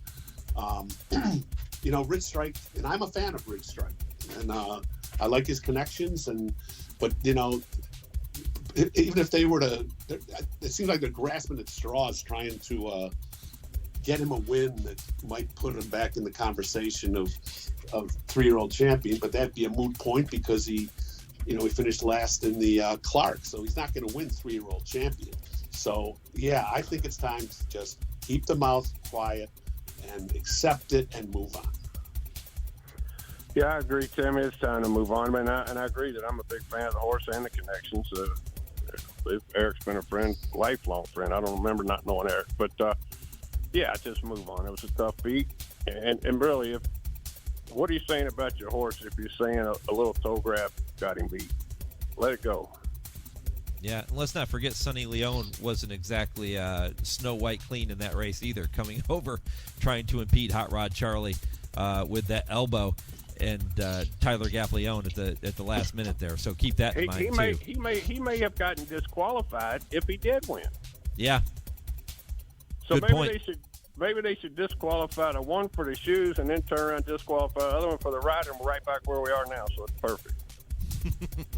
Yeah, great point. Hey, it's horse racing. There's always something. There is always something, and that's why we always have something to talk about every week here on I Ask, They Answer. All right, I have one more topic for you. Each make your one final point, as we do at the end of every show. And this topic is one that we didn't get to last week with Nick, and I'm a little bummed out that we didn't get a chance to work this in, but we ran out of time. I'm bringing it back because the University of Arizona hosted the annual Global Symposium on Racing this past week, and among the topics was a panel called Storytellers of the Game, featuring iconic announcers Tom Durkin and Dave Johnson discussing the art of announcing horse races. So if you guys were to be putting together, or we all did, a panel of legendary announcers, and they wanted to talk about calling races and their style and all those types of different things, which ones are getting your first call? See what I did there? Dale, take it away. This is tough for me because I love them all, but the two guys on the panel are two of the greatest of all time, and Tom and Dave Johnson. But I'll put my good friend Luke, that was Churchill's announcer for years before he died a little too early, because me and him would went and had a beer after the panel. Travis Stone belongs. It's there now. Chick Lang, you can go back. There's just so many good announcers out there. They may be the biggest fans of the game. They watch every single race. They work hard at it. It's not another job that's not easy. And they all love this game, and I like all of them. Yeah, they are. That's one job that I just couldn't imagine doing. It's so hard, and these guys do such great preparation. people I'm going to put on my list, or I want to put on people that I've heard. I'm going to obviously Tom Durkin and Larry. And Dave Johnson, but I'm going to put Larry Colmus on there and Marshall Cassidy. I've always liked Trevor Denman, and I think one of the most underrated race call announcers is Dave Rodman in Maryland. I think he's really good, and I'd give a honorable mention to John Embriel from New York, because he's been around a long time. He doesn't get the credit that I think he deserves, because so many years he would just announce the Aqueduct, and then he finally got the head job after Larry wasn't brought back, which he should have been. But you can't go wrong with any of those. And I just think that, and I know a lot of them personally, and they're great guys and tell great stories, and you could sit down and talk with these guys for hours and they would never run out of material. Yeah, these types of questions are tough, because there's too many good ones out there. You're going to leave somebody off the list, and they're all friends. So all the names you just mentioned are great. I'll tell you one more that's underrated, in my opinion, is Kurt Becker at Keeneland, just because you only hear him 30 days a year. Yep. But he's a great race caller. Yeah, I gave this a lot of thought, too. I grew up wanting to be a track announcer, and so many people were kind enough to let me fill in and do some things here and there, and then I realized how difficult this profession really is and how good you have to be a top announcer in this sport. And I got thinking about the different voices, guys. How about names like Ross Morton and Harry Henson, and Timmy, you mentioned Marshall Cassidy. We haven't even talked about Trevor Denman yet, right, out west. I mentioned him. Did you mention Trevor? Okay, good. Yeah. I mean, Trevor's another guy. Just those unique voices that you hear. Dan Loisel, who used to call up at Woodbine, was just incredible. And now Robert Geller is, he has that unique voice and delivery. People like that. And then you mentioned modern day people like Larry and Dave Rodman and Kurt, John Dooley at the fairgrounds. And, just there are a bunch that you could mention and go on. But those are just the voice really is what stands out to me with those guys. Chris Griffin at Parks now going to Aqueduct. Mm-hmm. There's another one. Yep. I mean, there's a whole bunch. We and we're leaving some out, and I apologize the ones we left out. But it's they are all really good. I used to love that Ross Morton down at Gulfstream. Remember when he was there? Yeah. Yeah, I do. And Luke Krybosh, that was a great call on that one, Dale. I mean, just so many good ones that we could. That would be one hell of a panel. Yeah, but hey, I'd like to. Hey, if you could start a race with away they go and end it with down the stretch they come, it'd be a pretty good race. Yeah, it certainly would. All right, down to the final couple minutes, which means that Dale and Tim each have the opportunity to make one final point before we wrap things up. So let's see. Why don't we kick this one off with Timmy this week? Timmy, what's your final point of the week? Well, I just want to give a shout out on his way out the door to Mind Control, even though we talked about the Johnny V thing. I mean, Mind Control gutted out that win in the cigar by a head. And, looking up at his past performances, he had 12 wins in his career. 7 of them were by a nose, a head, or a neck.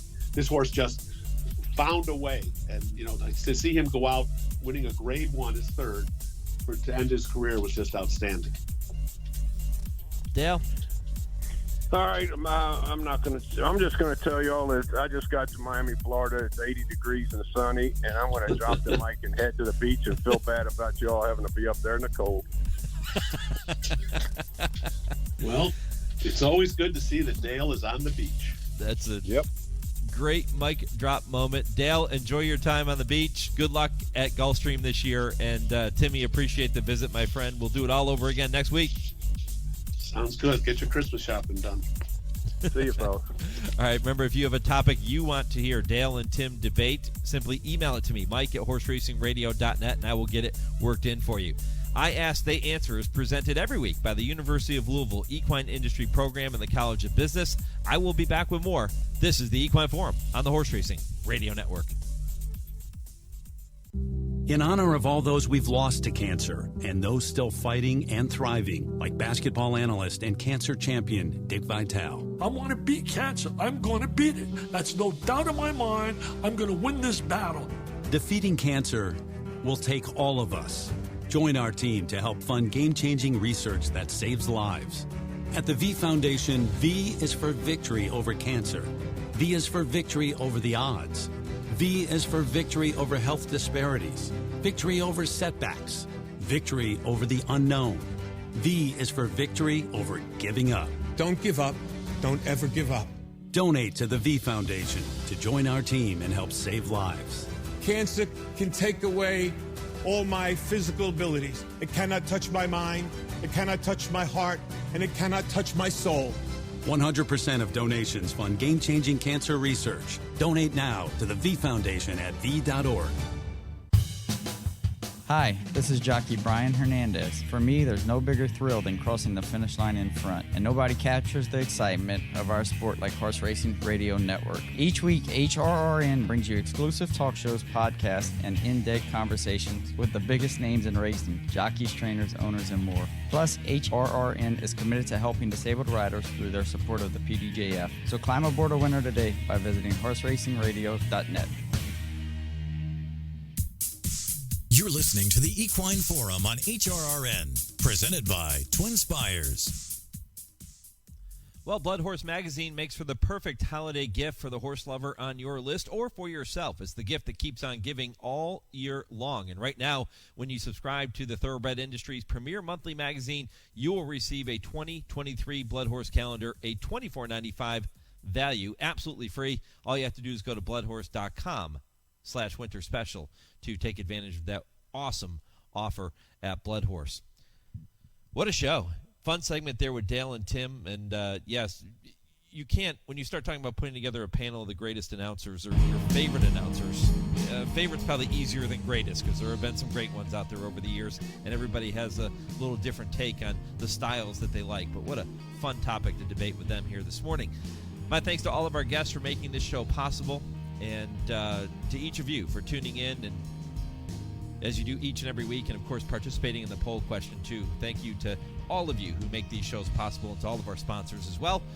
For our producers back in our Lexington studio, I'm Mike Penna. Thanks for listening to this week's edition of the Equine Forum. If you missed it, check out the podcast at horseracingradio.net and Horse Racing Radio Network on every major podcast platform. 3 in a row? What do you think? Bring on the Ravens. Go Steelers.